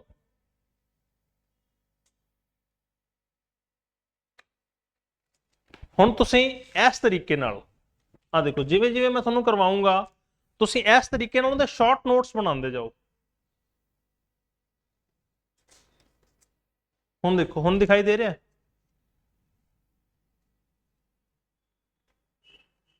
ठीक है। तो तुसीं इन शॉर्ट नोट्स बनाते जाना है। जो मैं तुहानूं MCQs करवाऊंगा तो फिर ये तुहाडे काम आउणगे, ठीक है। ये वाला देखो, इत्थों तक मैं जो भी तुहाडे कोले सीगा कली चीज़ दे मैं इत्थे अज नोट्स बनाए हैं, ठीक है। हाँ जी, तो आप चलिए अगे। इस तरीके नाल तुसीं एक रजिस्टर ले लो, क्योंकि हुण मैं तुहानूं सारा सिलेबस कंप्लीट करवाऊंगा। तुहाडे नोट्स वैसे मेरे को बन चुके हैं, सारे दे सारे नीयर अबाउट फाइल्स बन चुकियां हैं। तो हुण आपां करांगे अपना जो फर्स्ट है बुक सिलेक्शन प्रिंसीपल ड्रूरी, ठीक है। और ये उन्होंने, हाँ मैं एक बार कर दूंगा बेटा, एक बार पिक जरूर तुहानूं क्लिक करके सेंड कर दूंगा ग्रुप दे विच, अपने नोट वाले दे विच। तो बुक सिलेक्शन प्रिंसीपल दिता कदों सी? ये Chicago they which American library association की मीटिंग सी 1930 दे विच। ये तुसीं जरूर याद रखना है। कल्ली कल्ली गल इंपॉर्टेंट है जो मैं तुहानूं दसूंगा। और प्रिंसिपल की है ड्रूरी दा प्रिंसिपल की है, to provide right book to the right user at the right time. सही किताब सही पढ़न वाले नूं सही समय ते प्रोवाइड करवानी है। ये ड्रूरी जी है, तुसीं देख के ही फोटो देख के अंदाजा लगा सकते हो कि किन्ने जीनियस होणगे, किन्ने जीनियस रहे होणगे। ठीक है, तो इन्हां ने सिद्धांत की दिता है कि सही किताब प्रोवाइड करवाई जाए, सही इंसान नूं सही समय ते। According to this principle given by Francis K W Drury, the reader is in the central theme. अच्छा, ये भी एक पूरे का पूरा क्वेश्चन है कि इस उन्हां दे principal they which central theme कौन है? तो सेंट्रल थीम है बेटा reader. The selector should know the users and their requirement. जेड़ा भी बुक चोन कर रहा है, बुक की सिलेक्शन कर रहा है, उन्होंने ये पता होना चाहिए है कि उनके यूजर्स कौन हैं, मतलब जो पढ़न, यूजर का मतलब है रीडर्स कौन हैं, और उन्होंने रिक्वायरमेंट की है, ताई पूरा होएगा ना। राइट बुक राइट टाइम और राइट यूजर दे ली, राइट रीडर दे ली। He should select only that material which caters to the informational, educational and recreational needs to the users। सिर्फ वही समग्री चुनो जो उपभोक्ताओं की सूचना, विद्यक ते मनोरंजन लोड़ां नूं पूरा करती है। जेकर कोई ऐसी समग्री है जो जरूरतमंद, जो किसी भी जरूरत की नहीं है, जो यूजर आ रहा है लाइब्रेरी दे विच उहदे यूज दे लई नहीं है, तो फिर उहदे वास्ते कोई हैल्पफुल नहीं रहेगी। ठीक है, तो यह सिद्धांत कदों दिता गया? यह सिद्धांत 1913 अमेरिकन लाइब्रेरी एसोसीएशन की जो मीटिंग हुई उहदे दिता गया, ड्रूरी द्वारा दिता गया, जिनका नाम है फ्रांसिस के डब्ल्यू ड्रूरी। और इनका सेंट्रल थीम की है? सेंट्रल थीम है द रीडर। मतलब उन्होंने सारा फोकस किस ते कीता? रीडर ते फोकस किया। और उन्होंने थीम के अपने प्रिंसिपल की सी? To provide right book to the right user at the right time. मैं इस चीज़ को थोड़ा जा वधिया तरीके नाल तुहाडे वास्ते लिख के लैके आया हाँ, तो तुसीं इस चीज़ को जरूर ध्यान च रखना है। नैक्सट है डीवी। ठीक है, ड्यूवी भी बोल देंगे हैं, डीवी बोल देंगे हैं। ठीक है, तुसीं मैनूं इन्हां दा कोई भी डीडीसी याद है तुहानूं? Dewey decimal code, Dewey decimal code भी बोल देंगे हैं। ठीक है, तो ये उन्होंने ही देन है जो तुहाडे सामने देखो तुसीं किन्ने सोहणे लग रहे, स्मार्ट बंदा है। क्लासीफिकेशन जिहड़ा फर्स्ट टाइम 44 पेज दे विच आया सी, 44 पेज दे विच आई सी ना इन्हां दी, मतलब तुहाडे कोल पूछा जाएगा कि डॉक्यूमेंट फर्स्ट एडिशन दे विच किन्ने पेज दे विच आया सी, तो इन्हां दा 44 सी कि 46 सी, तुसीं मैनूं ये दस दिओ बस। Melvil Dewey they principle state that the best reading for the largest number at the least. देखो बेस्ट बुक एवें लिख लो तुसीं इहनूं कि जो किताब होवे वो बेस्ट होवे, और होवे किहदे वास्ते?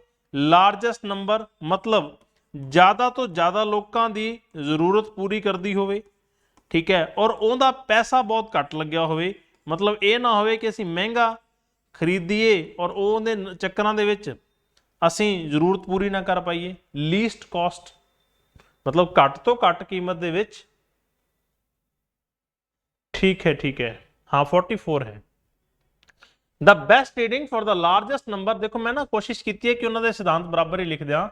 मेलविल डीवी दे प्रिंसिपल, और इन्हों दे देखो 1876 दे विच इन्होंने स्टेटमेंट दी सी, और 1876 दे विच ही तुहाडा डॉक्यूमेंट आया सी। उस डॉक्यूमेंट का नाम मैनूं जरूर लिख दिओ तुसीं किहड़ा सी, किहड़ा डॉक्यूमेंट सी, sorry. Melvil Dewey they principle states that the best reading for the largest number at the least cost. According to this principle a library should select within the financial resources available. जिन्ने भी उन्होंने कोले budget available है वो best document खरीदन, और जेड़ा कि ज्यादा तो ज्यादा लोगों दियां, ज्यादा तो ज्यादा रीडर्स दियां जरूरतों नूं पूरीआं कर सके। ठीक है, इत्थे तीन उन्होंने गल्लां कीतियां हैं, best reading, largest number, least cost. तीन पिलर है उन्होंने दी इस एक तरीके नाल जो आपां गल कर रहे हैं। बेस्ट रीडिंग का मतलब है बेस्ट बुक। तुसीं इत्थे बेस्ट रीडिंग भी लिख लो, भावें चाहे तो बेस्ट रीडिंग कह लो तो चाहे बेस्ट बुक कह लो। ठीक है, और लार्जर नंबर, लार्जेस्ट नंबर, वड्डे तो वड्डी संख्या, मतलब ज्यादा तो ज्यादा रीडर्स नूं उन्हां दी जरूरतां नूं सैटिस्फाई करे, और लीस्ट कॉस्ट घट तो घट पैसे दे उपर उन्हां नूं वो चीज मिले। डीवी कौन है? जॉन डीवी, जी sorry Melvil Dewey. John Dewey psychology दे विच आउंदे हैं। मेलविल डीवी कौन है? The father of the modern library science, propounded the theory of book selection in 1876। 1876 year पढ़िया जा लगता तुहानूं सारिआं नूं ना। 1876 दे विच की आया सी? DDC ਆਇਆ ਸੀ 1876 ਦੇ ਵਿੱਚ, DV ਡੈਸੀਮਲ ਕੋਡ, ਠੀਕ ਹੈ, ਤਾਂ ਮੈਨੂੰ ਦੱਸ ਦਿਓ। ਉਹਨਾਂ ਦੀ ਫਿਲਾਸਫੀ ਕੀ ਸੀ? Best reading for the largest number at the lowest cost, ਘੱਟ ਤੋਂ ਘੱਟ ਪੈਸੇ ਦੇ ਉੱਪਰ ਜ਼ਿਆਦਾ ਤੋਂ ਜ਼ਿਆਦਾ ਲੋਕਾਂ ਨੂੰ ਬਹੁਤ ਵਧੀਆ ਪੜ੍ਹਨ ਸਮੱਗਰੀ ਮਿਲੇ, ਠੀਕ ਹੈ, DDC, very good Soma। In the above theory, Mr. DV used three statements which are three main pillars of the society theory, ठीक है, ये सारी चीज तुसी याद रखनी है। DV, the father of modern library science, father of modern library science, Melville DV। चलिए जी अगे, हुण उन्होंने की किया सी? बेस्ट रीडिंग, ठीक है। बेस्ट रीडिंग तो भाव की है? बेस्ट रीडिंग तो भाव की है? The book which can provide maximum pleasure to the most of the readers can be called the best reading in the library। ਉਹ ਕਿਤਾਬ ਜੋ ਜ਼ਿਆਦਾਤਰ ਪਾਠਕਾਂ ਨੂੰ ਵੱਧ ਤੋਂ ਵੱਧ ਆਨੰਦ ਪ੍ਰਦਾਨ ਕਰ ਸਕੇ। ਆਨੰਦ ਦਾ ਮਤਲਬ ਇੱਥੇ ਕਿ ਉਹਨਾਂ ਦੀਆਂ ਜ਼ਰੂਰਤਾਂ ਨੂੰ ਪੂਰਾ ਕਰੇ, ਠੀਕ ਹੈ, ਉਹਨਾਂ ਦੀਆਂ ਜ਼ਰੂਰਤਾਂ ਨੂੰ ਪੂਰਾ ਕਰੇ। ਜੇਕਰ ਉਹ ਨੌਲੇਜ ਲੈਣਾ ਚਾਹੁੰਦੇ ਹੈ ਜਾਂ ਸਿਰਫ ਇੰਜੋਇਮੈਂਟ ਚਾਹੁੰਦੇ ਹੈ, ਤਾਂ ਜੋ ਜਿੱਥੇ ਵੀ ਲਾਇਬ੍ਰੇਰੀ, ਹਾਂਜੀ ਹਾਂਜੀ ਬਿਲਕੁਲ ਪੂਜਾ, ਜਿੱਥੇ ਵੀ ਲਾਇਬ੍ਰੇਰੀ ਹੈ ਉੱਥੋਂ ਦੇ ਜਿਹੜੇ ਯੂਜ਼ਰ ਹੋਣਗੇ ਜਿਨ੍ਹਾਂ ਨੂੰ ਲਾਇਬ੍ਰੇਰੀ ਟਾਰਗੇਟ ਕਰਦੀ ਹੈ, ਉੱਥੇ ਜ਼ਿਆਦਾਤਰ ਜਿੰਨੇ ਵੀ ਰੀਡਰ ਹੈ, ਜ਼ਿਆਦਾ ਤੋਂ ਜ਼ਿਆਦਾ ਰੀਡਰਸ ਦੀਆਂ ਜ਼ਿਆਦਾ ਤੋਂ ਜ਼ਿਆਦਾ ਜ਼ਰੂਰਤਾਂ ਪੂਰੀਆਂ ਕਰਨ ਵਾਲੀ ਬੁੱਕ ਜਾਂ ਰਿਸੋਰਸ ਨੂੰ ਉਹਨਾਂ ਨੇ ਕੀ ਕਿਹਾ ਹੈ? Best reading. ਔਰ ਸਾਨੂੰ ਪਤਾ ਕਿਵੇਂ ਲੱਗੇਗਾ ਕਿ ਇਹ ਬੈਸਟ ਬੁੱਕ ਹੈ ਜਾਂ ਬੈਸਟ ਰੀਡਿੰਗ ਹੈ? ਬੁੱਕ ਰਿਵਿਊਜ਼, ਬੁੱਕ ਦੇ ਰਿਵਿਊ ਕਿਵੇਂ ਦੇ ਹੈ, ਐਕਸਪਰਟ ਓਪੀਨੀਅਨ, ਜਿੰਨੇ ਵੀ ਉੱਥੇ ਐਕਸਪਰਟ ਹੈ ਉਹਨਾਂ ਤੋਂ ਓਪੀਨੀਅਨ ਲਈ ਜਾਏਗੀ ਕਿ ਕਿਹੜੀ ਚੀਜ਼ ਚਾਹੀਦੀ ਹੈ, ਰੀਡਰਸ ਐਕਸੈਪਟੈਂਸ, ਕਿ ਉਹਨੂੰ ਪੜ੍ਹਨ ਵਾਲੇ ਕਿੰਨਾ ਐਕਸੈਪਟ ਕਰਦੇ ਹੈ, ਐਂਡ ਮੈਕਸਿਮਮ ਯੂਜ਼ੇज ਔਰ ਸਮ ਆਫ ਦਾ ਫੈਕਟਰਸ। ਦੇਖੋ ਚਾਰ ਚੀਜ਼ਾਂ ਇੱਥੇ ਲਿਖੀਆਂ ਹੈ, ਰੀਡਰਸ ਐਕਸੈਪਟੈਂਸ ਐਂਡ ਮੈਕਸਿਮਮ ਯੂਜ਼ੇज, ਉਸ ਬੁੱਕ ਦਾ ਸਭ ਤੋਂ ਜ਼ਿਆਦਾ ਯੂਜ਼ ਕੀਤਾ ਜਾਵੇ, ਮੈਕਸਿਮਮ ਦਾ ਮਤਲਬ ਹੈ ਜ਼ਿਆਦਾ ਤੋਂ ਜ਼ਿਆਦਾ ਯੂਜ਼ ਕੀਤਾ ਜਾਵੇ। ਆਰ ਦਾ ਸਮ ਫੈਕਟਰਸ ਬਾਈ ਵਿਚ ਏ ਗੁੱਡ ਬੁੱਕ, ਬੈਸਟ ਬੁੱਕ ਔਰ ਵਰਸਟ ਬੁੱਕ ਕੈਨ ਬੀ ਡਿਟਰਮੀਨਡ। ਇੱਥੋਂ ਪਤਾ ਲੱਗੇਗਾ ਵੀ ਚੰਗੀ ਕਿਤਾਬ ਕਿਹੜੀ ਹੈ, ਬਹੁਤ ਵਧੀਆ ਕਿਤਾਬ ਕਿਹੜੀ ਹੈ ਔਰ ਘਟੀਆ ਕਿਤਾਬ ਕਿਹੜੀ ਹੈ। ਘਟੀਆ ਦਾ ਮਤਲਬ ਹੈ ਜੇਕਰ ਉਹਨੂੰ ਕੋਈ ਨਹੀਂ ਪੜ੍ਹ ਰਿਹਾ, ਠੀਕ ਹੈ, ਔਰ ਉਹ ਜ਼ਿਆਦਾਤਰ ਰੀਡਰਸ ਦੀਆਂ ਜ਼ਰੂਰਤਾਂ ਨੂੰ ਨਹੀਂ ਪੂਰਾ ਕਰ ਰਹੀ, ਤਾਂ ਉਹ ਘਟੀਆ ਕਿਤਾਬ ਹੈ। ਜੇਕਰ ਉਹ ਰੀਡਰਸ ਦੀਆਂ ਜ਼ਰੂਰਤਾਂ ਨੂੰ ਪੂਰਾ ਕਰ ਰਹੀ ਹੈ ਤਾਂ ਵਧੀਆ ਕਿਤਾਬ ਹੈ। ਜੇਕਰ ਉਹ ਬਹੁਤ ਸਾਰੇ ਰੀਡਰਸ ਦੀਆਂ ਜ਼ਰੂਰਤਾਂ ਨੂੰ ਪੂਰੀਆਂ ਕਰ ਰਹੀ ਹੈ ਤਾਂ ਉਹ ਬਹੁਤ ਵਧੀਆ ਕਿਤਾਬ ਹੈ, ਠੀਕ ਹੈ। This work can be made effective by cordial relationship between the readers and the library staff। ਔਰ ਇਹ ਚੀਜ਼ ਨੂੰ ਵਧੀਆ ਕਿਵੇਂ ਕੀਤਾ ਜਾ ਸਕਦਾ ਹੈ? ਰੀਡਰ ਅਤੇ ਲਾਇਬ੍ਰੇਰੀ ਸਟਾਫ ਦੀ ਮਦਦ ਦੇ ਨਾਲ। ਦੇਖੋ ਲਾਇਬ੍ਰੇਰੀ ਸਟਾਫ ਦਾ ਬਹੁਤ ਵੱਡਾ ਯੋਗਦਾਨ ਹੈ। ਜਦੋਂ ਵੀ ਤੁਸੀਂ ਸਰਕਾਰੀ ਅਧਿਆਪਕ ਮਤਲਬ ਸਰਕਾਰੀ ਲਾਇਬ੍ਰੇਰੀਅਨ ਬਣ ਕੇ ਸਕੂਲਾਂ ਦੇ ਵਿੱਚ ਜਾਓਗੇ, ਤਾਂ ਦੇਖੋ ਮੈਂ ਤੁਹਾਨੂੰ ਗੁਜ਼ਾਰਿਸ਼ ਇਹੀ ਕਰੂੰਗਾ ਕਿ ਤੁਸੀਂ ਹਮੇਸ਼ਾ ਇਹੀ ਕੋਸ਼ਿਸ਼ ਕਰਨੀ ਹੈ ਕਿ ਤੁਸੀਂ ਵੱਧ ਤੋਂ ਵੱਧ ਲੋਕਾਂ ਤੱਕ ਰਿਸੋਰਸਸ ਪਹੁੰਚਾ ਸਕੋ। ਇਹ ਨਹੀਂ ਹੈ ਕਿ ਆਪਦੇ ਕੰਮ ਨੂੰ ਬਹੁਤ ਸਮਝਦੇ ਹੋਏ ਵੀ ਯਾਰ ਕੱਲ ਆ ਜੀ ਪਰਸੋਂ ਆ ਜੀ, ਇਹ ਕਰਦੇ ਕਰਦੇ ਫਿਰ ਆਪਾਂ ਲਾਇਬ੍ਰੇਰੀ ਦੇ ਪ੍ਰਿੰਸੀਪਲਸ ਤੇ ਖਰੇ ਨਹੀਂ ਉਤਰ ਪਾਵਾਂਗੇ, ਠੀਕ ਹੈ। ਵੈਰੀ ਗੁੱਡ, ਠੀਕ ਹੈ। ਪੁਸਤਕ ਸਮੀਖਿਆਵਾਂ, ਮਾਹਿਰਾਂ ਦੀ ਰਾਏ, ਪਾਠਕਾਂ ਦੀ ਸਵੀਕ੍ਰਿਤੀ ਅਤੇ ਵੱਧ ਤੋਂ ਵੱਧ ਵਰਤੋਂ ਕੁਝ ਅਜਿਹੇ ਕਾਰਕ ਹਨ ਜਿਨ੍ਹਾਂ ਦੁਆਰਾ ਇੱਕ ਚੰਗੀ ਕਿਤਾਬ, ਸਭ ਤੋਂ ਵਧੀਆ ਕਿਤਾਬ ਜਾਂ ਸਭ ਤੋਂ ਵੱਧ ਮਾੜੀ ਕਿਤਾਬ ਨਿਰਧਾਰਿਤ ਕੀਤੀ ਜਾ ਸਕਦੀ ਹੈ। ਇਸ ਕੰਮ ਨੂੰ ਪਾਠਕਾਂ ਅਤੇ ਲਾਇਬ੍ਰੇਰੀ ਦੇ ਸਟਾਫ ਦੇ ਵਿਚਕਾਰ ਸੁਹਿਰਦ ਸੰਬੰਧਾਂ ਦੁਆਰਾ ਪ੍ਰਭਾਵਸ਼ਾਲੀ ਬਣਾਇਆ ਜਾ ਸਕਦਾ ਹੈ। ਨੈਕਸਟ ਦੇਖੋ ਬੇਟਾ, ਲਾਰਜੈਸਟ ਨੰਬਰ। ਆਪਾਂ ਤਿੰਨ ਪਿਲਰ ਪੜ੍ਹ ਰਹੇ ਹਾਂ ਜੋ ਮੈਲਵਿਲ ਡੀਵੀ ਨੇ ਪ੍ਰਿੰਸੀਪਲ ਦਿੱਤਾ ਹੋਇਆ ਹੈ। Best reading, largest number, least cost. ਉਹਦਾ ਆਪਾਂ ਸੈਕੰਡ ਪਾਰਟ ਪੜਾਂਗੇ। The second pillar is related to useful for maximum readers. ਮਤਲਬ ਜੋ ਵੀ ਅਸੀਂ ਰਿਸੋਰਸ ਖਰੀਦਿਆ ਹੈ, ਜੋ ਵੀ ਅਸੀਂ ਬੁੱਕ ਖਰੀਦੀ ਹੈ ਜਾਂ ਫਿਰ ਜੋ ਵੀ ਅਸੀਂ ਰਿਸੋਰਸ ਖਰੀਦਿਆ ਹੈ, ਉਹ ਜਿਹੜਾ ਰਿਸੋਰਸ ਹੈ ਉਹ ਜ਼ਰੂਰਤਾਂ ਪੂਰੀਆਂ ਕਰੇ ਜ਼ਿਆਦਾ ਤੋਂ ਜ਼ਿਆਦਾ ਰੀਡਰਸ ਦੀਆਂ। Even the book purchased for a few readers can not, ਇਹਨੂੰ कैन नॉट कर लियो बेटा, ठीक है, can not, CAN, can not satisfy the needs of the maximum number of the readers. ਦੇਖੋ ਜੇਕਰ ਅਸੀਂ ਥੋੜੇ ਜਿਹੇ ਲੋਕਾਂ ਨੂੰ, ਬਹੁਤ ਘੱਟ ਰੀਡਰਸ ਨੂੰ ਧਿਆਨ ਦੇ ਵਿੱਚ, ਪਾਠਕਾਂ ਨੂੰ ਧਿਆਨ ਚ ਰੱਖ ਕੇ ਕਿਤਾਬ ਖਰੀਦ ਲਈ, ਇਹਦਾ ਮਤਲਬ ਹੁਣ ਜ਼ਿਆਦਾਤਰ ਪਾਠਕਾਂ ਦੀ ਜ਼ਰੂਰਤਾਂ ਨੂੰ ਪੂਰਾ ਨਹੀਂ ਕਰੇਗੀ।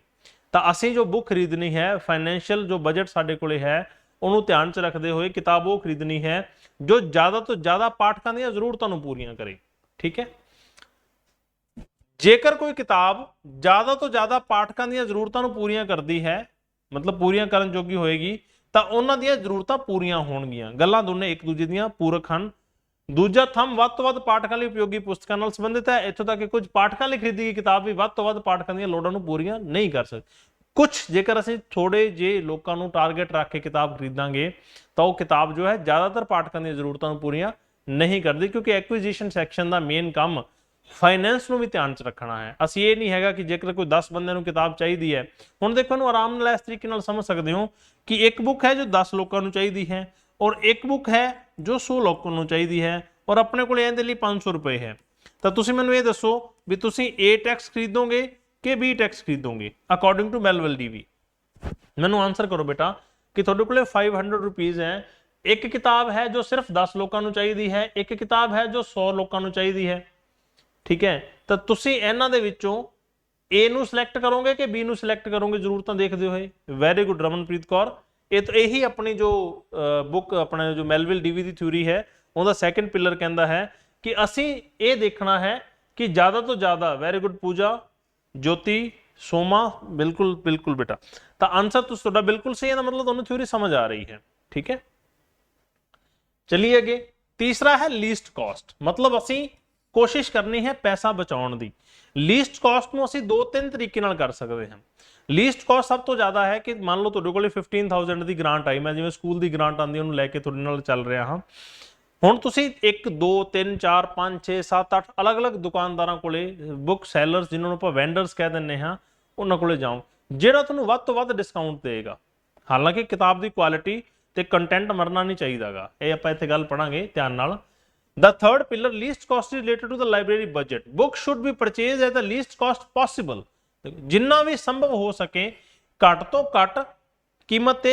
ਦੇਖੋ ਅੱਜ ਕੱਲ ਮਾਰਕੀਟ ਦੇ ਵਿੱਚ ਕੰਪੀਟੀਸ਼ਨ ਹੈ ਨਾ, ਤੁਸੀਂ ਕਿਸੇ ਨੂੰ ਕਹੋਗੇ ਜੀ ਮੈਨੂੰ ਫਲਾਣਾ ਵੈਂਡਰ ਜੋ ਹੈ ਉਹ ਇੱਕ ਬੁੱਕ ਮੈਨੂੰ 100 ਰੁਪਏ ਦੀ ਦੇ ਰਿਹਾ ਹੈ, ਬੁੱਕ ਦੇ ਉੱਪਰ 200 ਰੁਪਏ ਰੇਟ ਲਿਖਿਆ ਹੋਇਆ ਹੈ, ਯਾਨੀ ਕਿ ਤੁਹਾਨੂੰ ਉਹ ਬੁੱਕ 50% ਆਫ ਤੇ ਮਿਲ ਰਹੀ ਹੈ।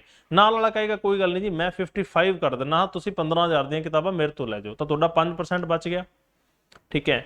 ਹੁਣ ਤੁਸੀਂ ਉੱਥੇ ਲਿਆਜ ਨਹੀਂ ਦੇਖਣੀ, ਤੁਸੀਂ ਇਹ ਦੇਖਣਾ ਹੈ ਕਿ ਮੈਂ 5% ਨਾਲ, ਹੁਣ ਇੱਕ ਬੁੱਕ ਦੇ ਮਗਰ 5% ਬਚਿਆ ਹੈ ਤਾਂ ਤੁਸੀਂ 1500 ਦਾ 15000 ਦਾ 5% ਬਣਾ ਕੇ ਦੇਖੋ ਕਿੰਨਾ ਬਣੇਗਾ ਤੁਹਾਡੇ ਕੋਲੇ, ਠੀਕ ਹੈ। ਤਾਂ ਲਗਭਗ 15 5 ਕਿੰਨਾ ਹੋ ਗਿਆ, 15 750 ਰੁਪਏ ਬਚ ਜਾਏਗਾ ਤੁਹਾਡੇ ਕੋਲੇ। ਜਸਟ 5% ਨਾਲ ਤੁਹਾਡੇ ਕੋਲੇ 750 ਰੁਪਏ ਬਚ ਗਿਆ, ਠੀਕ ਹੈ। ਨਹੀਂ ਮੈਥ ਠੀਕ ਹੈ ਮੇਰਾ, ਠੀਕ ਹੈ। ਤੁਸੀਂ ਇਸ ਤਰੀਕੇ ਨਾਲ ਅੰਦਾਜ਼ਾ ਲਗਾਓ ਨਾ ਕਿ ਮੰਨ ਲਓ ਤੁਹਾਡੇ ਕੋਲੇ 15000 ਰੁਪਏ ਹੈ, ਜੇਕਰ ਤੁਸੀਂ ਇੱਕ ਪੁਆਇੰਟ ਲਗਾ ਦਿਓਗੇ ਤਾਂ 10% ਬਣ ਗਿਆ। 10% ਨੂੰ ਤੁਸੀਂ 2 ਬਟਾ ਕਰ ਦਿਓਗੇ ਤਾਂ ਤੁਹਾਡੇ ਕੋਲੇ ਸਿਰਫ 5% ਦੇ ਪਿੱਛੇ 750 ਰੁਪਏ ਬਚ ਗਿਆ। ਆਈ ਥਿੰਕ ਤੁਸੀਂ 750 ਦੇ ਵਿੱਚ ਹੁਣ ਐਟਲੀਸਟ 2 ਕਿਤਾਬਾਂ ਖਰੀਦ ਲਓਗੇ, ਅਲੱਗ ਨਵੀਆਂ ਕਿਤਾਬਾਂ। ਔਰ ਜਿਹੀ ਉਹ ਤੁਹਾਨੂੰ ਬੰਦਾ ਕਹਿ ਦੇ ਕਿ ਜੀ ਜੇਕਰ ਜੋ ਤੁਹਾਨੂੰ 55% ਆਫ ਦੇ ਰਿਹਾ ਮੈਂ 60% ਆਫ ਦੇਵਾਂਗਾ, ਤਾਂ ਤੁਸੀਂ ਉਹੀ ਕਿਤਾਬ ਜੋ ਥੋੜੀ ਦੇਰ ਪਹਿਲਾਂ 100 ਰੁਪਏ ਦੀ ਖਰੀਦ ਰਹੇ ਸੀ, ਠੀਕ ਹੈ, ਉਹੀ ਕਿਤਾਬ ਤੁਸੀਂ ਹੁਣ, ਕਿਉਂਕਿ ਉਸ ਬੁੱਕ ਦਾ ਰੇਟ ਲਿਖਿਆ ਹੋਇਆ 200 ਰੁਪਇਆ, ਤੁਹਾਨੂੰ ਕੋਈ 100 ਦੀ ਦੇ ਰਿਹਾ ਸੀ, ਹੁਣ ਤੁਹਾਨੂੰ ਬੁੱਕ 80 ਰੁਪੀਜ਼ ਦੇ ਵਿੱਚ ਮਿਲ ਰਹੀ ਹੈ। ਤਾਂ 10% ਦਾ ਮਤਲਬ ਤੁਹਾਡੇ ਕੋਲੇ 1500 ਰੁਪੀਜ਼ ਬਚ ਗਏ। 15000 ਦੇ ਵਿੱਚੋਂ 10% 1500 ਰੁਪਇਆ ਬਚ ਗਿਆ। ਇਹੀ ਕਹਿਣਾ ਚਾਹੁੰਦੇ ਹੈ Melvil Dewey. So that maximum books can be purchased with the available funds. ਇਹਦੇ ਵਾਸਤੇ ਤੁਹਾਨੂੰ ਬਾਰਗੇਨਿੰਗ ਕਰਨੀ ਪਏਗੀ, ਜਿਵੇਂ ਲੜਕੀਆਂ ਸੂਟਾਂ ਵਾਸਤੇ ਨਹੀਂ ਕਰਦੀਆਂ, ਨਾ ਵੀਰੇ ਮੈਂ ਤਾਂ ਨਾ है ना, वो दुकानदार कहना पैने 2000 का, ना मैं 600 रुपये दूंगी, देना तेरी मर्जी, नाल वाला तो 500 दे रहा, मैं तेन फिर भी 600 दे रही हूँ। समझते हो तुम इस गल। Publishers and sellers should collect maximum books at the lowest price by using special types of discounts. Special discounts available in the book fair, student editions. कदे कदे तुसी देखोगे है ना, गल समझी, हुण तो समझ गए होंगे ना, ਕਦੇ ਕਦੇ ਬੁੱਕ ਫੇਅਰ ਲੱਗਦੇ ਹੈ, ਉੱਥੇ ਵੱਡੀ ਅਮਾਉਂਟ ਦੇ ਵਿੱਚ ਬੁੱਕਸ। ਸਟੂਡੈਂਟ ਐਡੀਸ਼ਨ ਆਉਂਦੇ ਆ ਕਿ ਵਿਦਿਆਰਥੀਆਂ ਦੇ ਲਈ ਬੁੱਕ ਫ੍ਰੀ ਹੈ। YouTube ਦਾ ਜਿਵੇਂ ਸਟੂਡੈਂਟ ਐਡੀਸ਼ਨ ਆ ਰਿਹਾ ਹੈ, ਸਟੂਡੈਂਟ ਪੈਕ ਆ ਰਿਹਾ ਹੈ, ਬਾਕੀਆਂ ਨੂੰ ਥੋੜਾ ਮਹਿੰਗਾ ਮਿਲਦਾ ਹੈ, ਸਟੂਡੈਂਟਸ ਨੂੰ ਘੱਟ ਮਿਲਦਾ ਹੈ। ਪਰ ਇੱਕ ਚੀਜ਼ ਲਾਸਟ ਵਾਲੀ ਜ਼ਰੂਰ ਪੜ੍ਹਨੀ ਹੈ, but do not buy inferior or old version etc at any cost even though they can often get higher discount etc। ਤਾਂ ਕਹਿਣ ਤੋਂ ਭਾਵ ਹੈ ਕਿ ਜੇਕਰ ਕੋਈ ਕਿਤਾਬ घटिया क्वालिटी दी है, इनफीरियर है माड़ी क्वालिटी दी है, सुपीरियर हुंदा है वधिया, इनफीरियर है घटिया, और वो ओल्ड वर्जन है, मतलब तुसी कह लो भी कोई बुक दा फर्स्ट एडिशन आया सी और उनका 8th एडिशन आ चुका है, हुण फर्स्ट 8 दा मतलब इंप्रूवड एडिशन होएगा, और कोई कहे कि 8th ना लो तुसी फर्स्ट ले लो, मैं तुहानूं ये 90% डिस्काउंट ते दे दूंगा, वो तो रद्दी दे पा लैण वाली गल है ना। तो उत्थे तुसी किताब नहीं लैनी किसी भी कंडीशन दे विच। तीजा थंब घट तो घट लागत लाइब्रेरी बजट नाल संबंधित है। किताबां घट तो घट कीमत ते खरीदियां जाणियां चाहीदियां हन ਤਾਂ ਜੋ ਉਪਲਬਧ ਫੰਡਾਂ ਨਾਲ ਵੱਧ ਤੋਂ ਵੱਧ ਕਿਤਾਬਾਂ ਖਰੀਦੀਆਂ ਜਾ ਸਕਣ।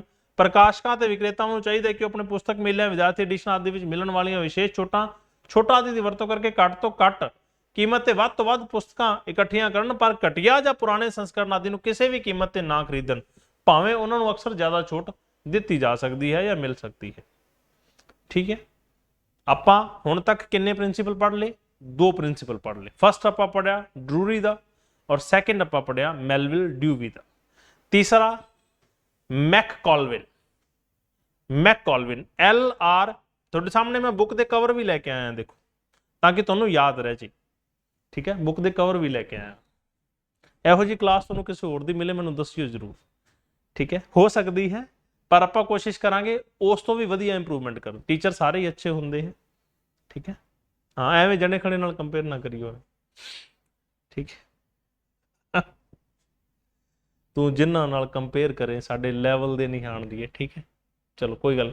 LR ਮੈਕਕॉल्विन, ਇਹਨਾਂ ਦੀ ਬੁੱਕ ਦਾ ਦੇਖੋ, ਇਹਨਾਂ ਦੀ ਬਹੁਤ ਵਧੀਆ ਥਿਊਰੀ ਹੈ ਡਿਮਾਂਡ ਐਂਡ ਸਪਲਾਈ ਥਿਊਰੀ, ਕਿ ਜੇਕਰ ਕਿਸੇ ਦੀ ਡਿਮਾਂਡ ਹੈ ਕਿਸੇ ਬੁੱਕ ਦੀ, ਸਮੇਂ ਸਿਰ ਉਹਦੀ ਸਪਲਾਈ ਹੋਣੀ ਚਾਹੀਦੀ ਜ਼ਰੂਰਤ ਦੇ ਹਿਸਾਬ ਤੇ। ਕਿਤੇ ਇਹ ਨਾ ਹੋਵੇ ਕੋਈ ਬੁੱਕ ਦੀ ਜ਼ਰੂਰਤ ਹੀ ਨਹੀਂ ਔਰ ਤੁਸੀਂ ਉਹਨੂੰ ਲੈ ਕੇ ਲਾਇਬ੍ਰੇਰੀ ਦੇ ਵਿੱਚ ਪੜ੍ਹ ਲਓ, ਜਦੋਂ ਕੋਈ ਮੰਗੇਗਾ ਦਿਓਗੇ ਕਿੱਥੋਂ? डिमांड एंड सप्लाई की तो पूरी मार्केट चलती है, तुहानूं पता है। आ तुहाडे सामने बुक मैं तुहाडे वास्ते फोटोकॉपी लैके आया हाँ, मतलब उहदा कवर पेज लैके आया। The theory of book selection for public libraries, Lionel Roy McColvin. ठीक है, LR मैककॉल्विन advanced his demand and supply theory of book selection in 1925। तुहानूं क्वेश्चन आएगा कि ये बुक पब्लिश कदों हुई सी, ये जो थ्योरी है पब्लिश कदों की गई, तुहानूं क्वेश्चन आएगा, तुहानूं याद होना चाहिए 1925। मैलविल डीवी की तुहानूं गल आएगी तो तुहानूं पता होना चाहिए 1876। ठीक है, जदों तुहाडे कोले गल आएगी ड्रूरी दी तो तुहानूं 1930 याद होना चाहिए है, 1930 याद होना चाहिए तुहानूं। ठीक है, सारियां चीज़ां तुहाडे वास्ते मोस्ट इंपोर्टेंट है। मैं तुहानूं कहा है कि मेरे तरह तुसीं नोट्स बना लेने हैं। मैं पढ़दा हाँ, पहला आपकी क्लास नोट्स नाल तैयार करके फिर तुहाडे कोल आउणा, बड़े सारे रिसोर्सिस तो पढ़ के आउणा मैं, ऑथेंटिक रिसोर्सिस तो। ठीक है, हुण देखो ध्यान नाल, books in themselves are nothing, they have no more meaning than the white paper upon which they are printed। एक वाइट पेज के उपर प्रिंट होए तो बिना किताबां कुछ नहीं होंदियां जेकर वो किसी दे यूज दियां नहीं। गल समझे? जेकर किताबां की है, किताबां कुछ नहीं है, एक वाइट पेज के उपर स्याही लगी हुई है। हुण गल जिवें तुसीं कह लो एक खाली पेज है, उनकी कोई कीमत नहीं है, पर उहते साइन की वो अस्टाम है, जेकर उनके स्टाम प्रिंट होकर आउंदा तुसीं आपे देखो उनकी वैल्यू वध जाती है, क्योंकि उनकी जरूरत है। हुण इत्थे लिखांगे the more closely book selection related to demand, the greater is the realization and the possible services. The term supply refers to the availability of reading material, मतलब सप्लाई का मतलब है in all its variants. Demand on the other hand means expressed and unexpressed informational needs of the user. Supply का मतलब की है इत्थे, supply का मतलब की है कि तुहाडे कोले वो चीज़ां मौजूद हैं, और डिमांड का मतलब की है कि तुहानूं रीडर जो इन्फॉर्मेशन दे रहा है कि मैनूं इस तरीके की किताब चाहिए है, तुसीं रीडर तो जानकारी लओगे ना, तुहानूं किस तरीके की किताब चाहिए है, तो जो तुहानूं जानकारी मिल रही है, देखो लिखा क्यों है एक्सप्रैस्ड और अनएक्सप्रैस्ड। कदे कदे तुसीं मार्केट के हिसाब से अंदाजा लगाने हो, कई बार तो तुहानूं कोई आके कह देगा भी मैनूं आह वाली बुक चाहिए है, तुसीं मंगवा सकते हो। कदे कदे तुसीं मार्केट भी ये वाली बुक आजकल मार्केट बहुत ज़्यादा चल रही है, तो वो अनएक्सप्रैस्ड है, तुसीं अपने हिसाब नाल खरीद के लैके आए हो, तो वो है डिमांड। सप्लाई का मतलब है जेकर तुहाडे कोल कोई आके मंगे तो तुहाडे कोल वो रिसोर्स अवेलेबल होना चाहिए है उस टाइम ते लाइब्रेरी दे विच। मतलब बुक सिलैक्ट करन लग्गिया तुसीं अन्नेवाह बुक सिलैक्ट नहीं करनी, तुसीं ये देखना है कि मार्केट दे विच अज दी जरूरत की है, या मेरे को जो रीडर्स आ रहे हैं उन्होंने दी जरूरत की है, उन्होंने दी डिमांड के हिसाब से तुसीं उन्होंने सप्लाई देने की कोशिश करनी है। 1925 दे विच ये LR मैककॉल्विन दी बुक आई सी, नाम है सॉरी उन्होंने दे दी सी डिमांड एंड सप्लाई थ्योरी। ठीक है, और इस थ्योरी दे भी 3 पिलर्स है, 3 पिलर्स है, ये भी 3 पिलर्स की गल कर दी। ठीक है, और 3 पिलर्स केड़े केड़े है? पहला है वॉल्यूम। वॉल्यूम का मतलब है कि साडे वॉल्यूम का मतलब है आयतन, जिवें कह लो किताबां की गिणती कह लो तुसीं इस तरीके नाल कि ਕਿ ਕਿਤਾਬਾਂ ਸਾਡੇ ਕੋਲੇ ਗਿਣਤੀ ਦੇ ਵਿੱਚ ਜ਼ਿਆਦਾ ਹੈ ਜਾਂ ਕਿਤਾਬਾਂ ਸਾਡੇ ਕੋਲੇ ਗਿਣਤੀ ਦੇ ਵਿੱਚ ਘੱਟ ਹੈ, ਇਹ ਹੈ ਵੋਲਿਊਮ। ਠੀਕ ਹੈ, there will be so much demand, book selection ticket will be necessary, basically the book should be demanded very much, it should be demanded as necessary। किताब दी जो डिमांड है, मंग बहुत ज्यादा होनी चाहिए है और जिन्नी लोड़ है उन्नी डिमांड होनी चाहिए है। ਇਹ नहीं है कि सानू लोड़ 2 किताबां दी है, डिमांड 50 किताबां दी कर रहे हैं, फिर तो तुसीं आपे सोचो तुहाडी लाइब्रेरी दे विच एक साइड ते अलग ही बन जाएगा। और जेकर तुसीं 2 किताबां दी जरूरत 50 किताबां नाल पूरी कर रहे हो तो तुहाडे कोले पैसा कितना ज़्यादा खराब हो गया है ना। गल दोने चीज़ां आ जाणगियां, तुसीं दोनों चीज़ां याद रखनियां है। तुसीं रिसोर्सिस भी लेने हैं और रिसोर्सिस वास्ते तुहाडे कोले फाइनेंस भी होना चाहिए है। फाइनेंस तो भाव सीधा बजट भी होना चाहिए है। दोनों चीज़ों का तुसीं खास ध्यान रखना है। वैल्यू की गल हो रही, वॉल्यूम की गल हो रही। दूसरा है वैल्यू। वैल्यू तो भावे जो तुसीं किताब खरीदी है वो क्वालिटी तो है उहदे च, ये तो नहीं है भी तुसीं रद्दी ही खरीद ली जिवें आपां हुणे पिछली दे विच पढ़ के आए सी।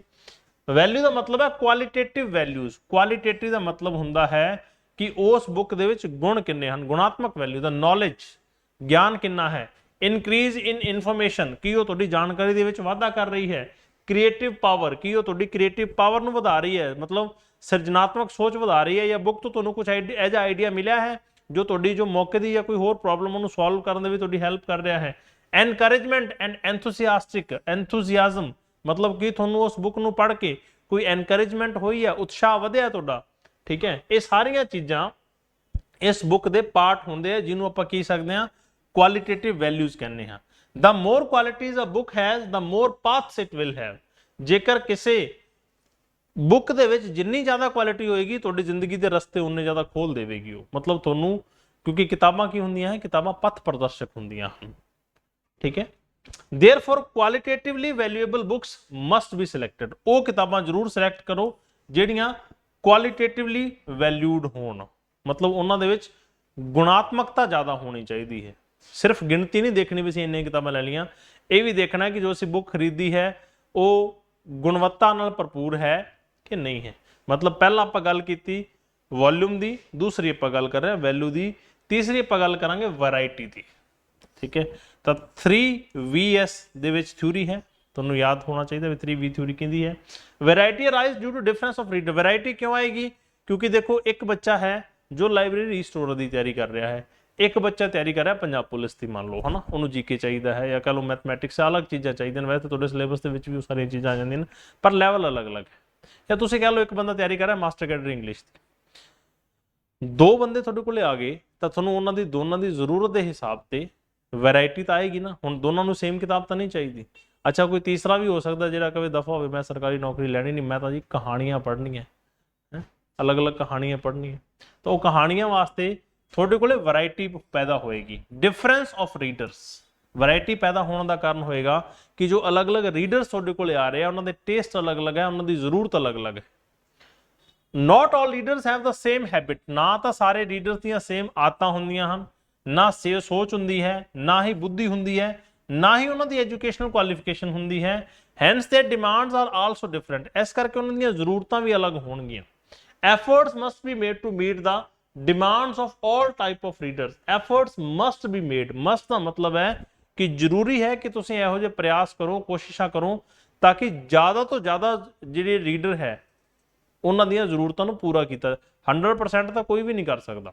हाँ, ज़्यादा तो ज़्यादा इत्थे आएगा, देखो तुसीं लिखोगे ना ऑल टाइप्स ऑफ रीडर, इत्थे तुसीं लिख सकते हो मैक्सिमम।